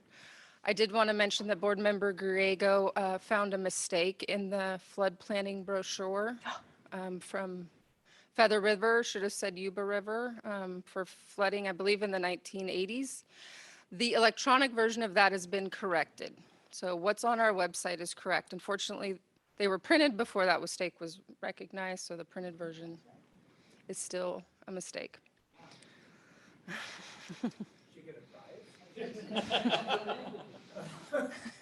She's our A student for finding my typos, so she got you on one. On May 24th, Flood Planning and Programs Branch staff supported a media briefing with President Dolan and DWR Director Nemeth, which discussed how advanced planning within the Central Valley Flood Protection Plan update benefited communities during extreme events this winter. And at the July 9th board workshop, Flood Planning and Programs staff led the discussion on timing and scope of flood plan related topics for future workshops and board meetings. In addition, Wendy Wang will be leading the Central Valley Flood Protection Plan Equity Work Group, which will be focused on equity and flood risk reduction within the Central Valley. This team will be coordinating with the new DWR Division of Flood Management Flood Plan team to begin discussions and brainstorm on how to approach this topic for the 2027 CVFPB update. The DWR new flood management, what was it? Central Valley Flood Protection Plan team. So just acknowledging that that's Flood management plan team? Yes. Okay. And that's led by? That team right now is led by Chris Williams. He's acting in that position. Acting, okay. They will be hiring a principal engineer to oversee that group. Lucky them. You just contract with us, give us the staff to do it. Okay, additional planning and support. So these are more like special projects. Participate in planning efforts and charrettes for projects and plans within the region. So recently the Woodland Flood Protection Project Multi-Benefit Design Charrette, as well as the Tule Canal Enhancement Project. So the Woodland Design Charrette's goal was to initiate the transition of the Woodland Flood Risk Management Project, which is currently a single-purpose flood control project, to a multi-objective project based on the principles described in the Central Valley Flood Protection Plan's conservation strategy, as well as the 2022 update. So charrette participants included flood planning and programs branch staff, and there were breakout groups to discuss opportunities that the City of Woodland had identified to explore regional ecosystem benefit projects that the city could cooperate on.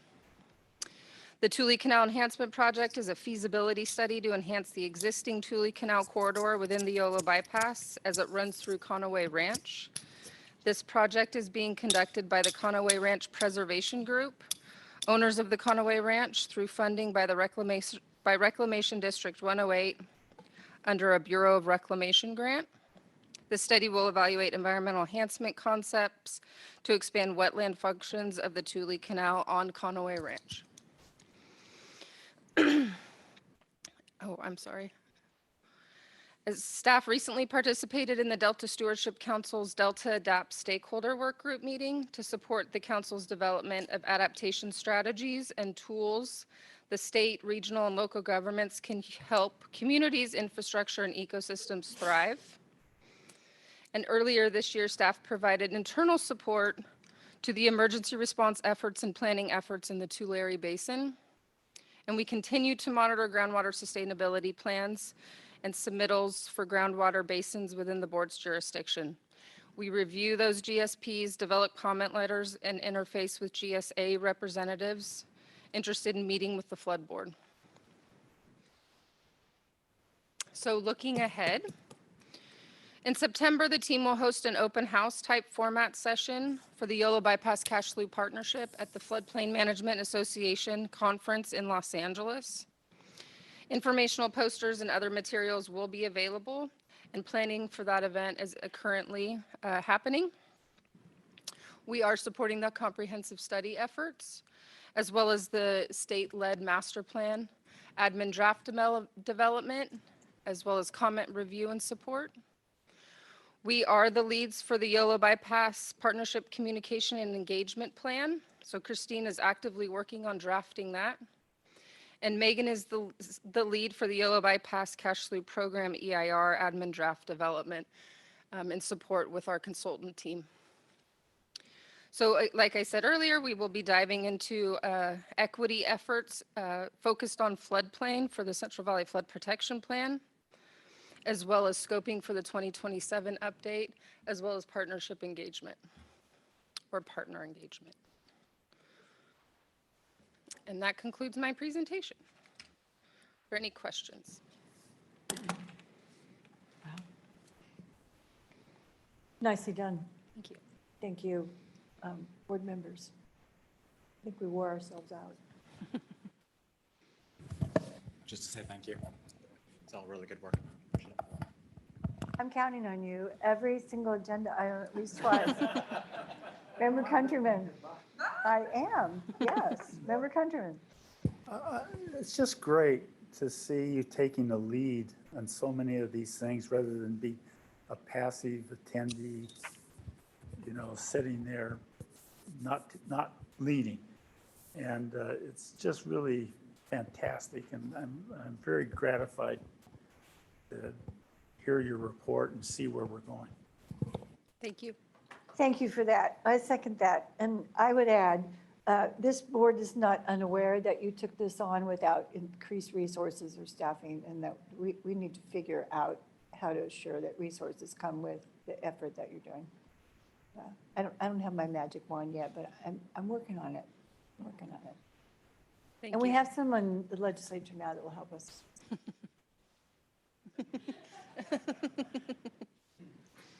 Yeah, Chief of Staff is pretty darn important, Mr. Singh. I'll buy the coffee. Once a week, I buy the coffee. Any other staff want to add anything? Oh, Member Bosler. Yeah, no, I want to echo all the complimentary things said as well, but I also think it's really going to be important on the YOLO bypass effort that we take those lessons learned and we really stay focused on our role and being able to disseminate that to other parts of the Central Valley and even beyond, frankly, but our role and responsibility around the Central Valley, because there are just so many other areas of our system that really need much more support in thinking more broadly about how to plan and how to put together projects that will improve their system. So I think that's like a really interesting part of this YOLO bypass, and our leadership role is being able to really clearly disseminate how to do this in other parts of the region. I like that. And I put a little note here to talk with you, so I'll just do it right now. You're going to do an open house with a lot of information about the YOLO bypass cash slough at the Floodplain Management Association in Los Angeles. Not everyone can go. if we want to. Is there a way to bring that back so that there can be a forum, our own open house, presentations at various places for people to come to show that? Because I'm sure you're putting together an amazing display and effort. So we need to do that. I'll buy the coffee for that too. So figure out how to do that. And I think it would be part of what Member Bosler was saying. What this effort does and what it's hoped to accomplish and the energy put into it can translate to other areas that are unaware of what needs to be done or how to do it. It's a great idea. Yeah, I'll help you with that. I don't know how, but we'll do it. Okay, board members? Any hands up? No. Okay, Thank you. thank you. We clapped for everybody else.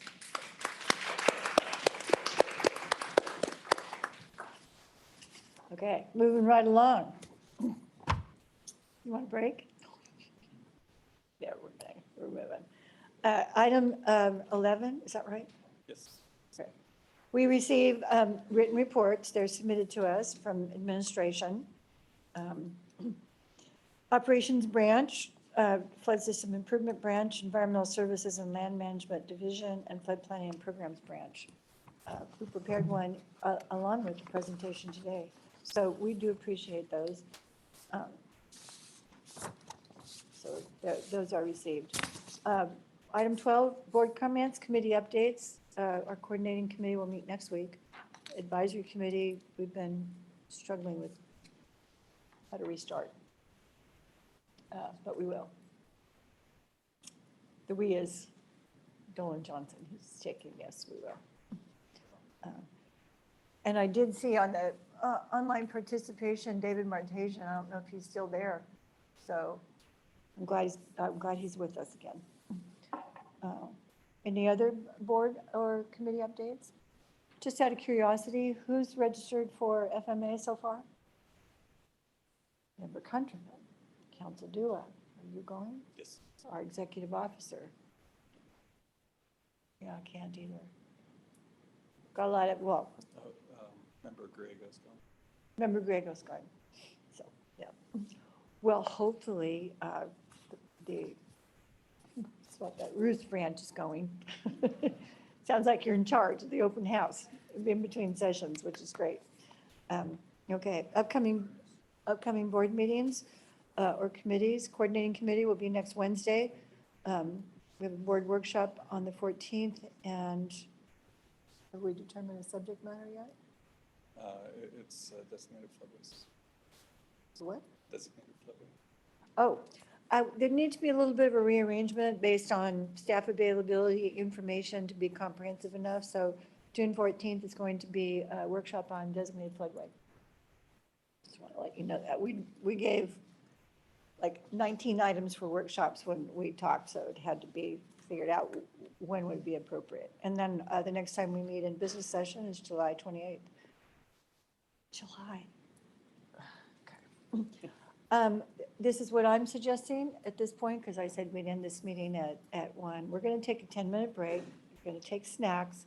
We're going to go to a closed session. So we don't need you all. Closed session, you can't be here. We'll come back at the end of that, which might be a maximum of 10 minutes, Mr. Dewar. Do we have an action to report? Correct, we do have an action to report out after We take it? conclusion. I will take it, yes. Okay, but, well, or we may not take it. You're going to just ask us. Okay, then we'll come back and we'll announce what the action was, if there was one, and then there'll be an adjournment. So thank you all. But don't leave the room because somebody brought an awful lot of snacks. What? Somebody did, and somebody's going to give them all to Ryan to take back to the office. Thank you all. And thank you for participants online. Our action meeting is over. The meeting will recess for a short break and then close session.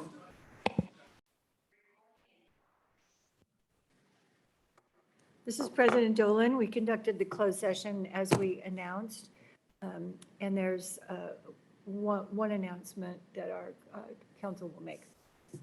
Thank you, President Dolan. I am just going to report out on the matter entitled Security National Insurance Company versus the Central Valley Flood Protection Board. And the reporting is just to note that that matter has been resolved, settled, and the case has been dismissed by the plaintiff. And it will come off the closed session item in future agendas. Thank you. And I believe President Dolan will now adjourn the meeting. All right, that's the announcement of closed session. There are no other announcements from that. So our meeting is adjourned.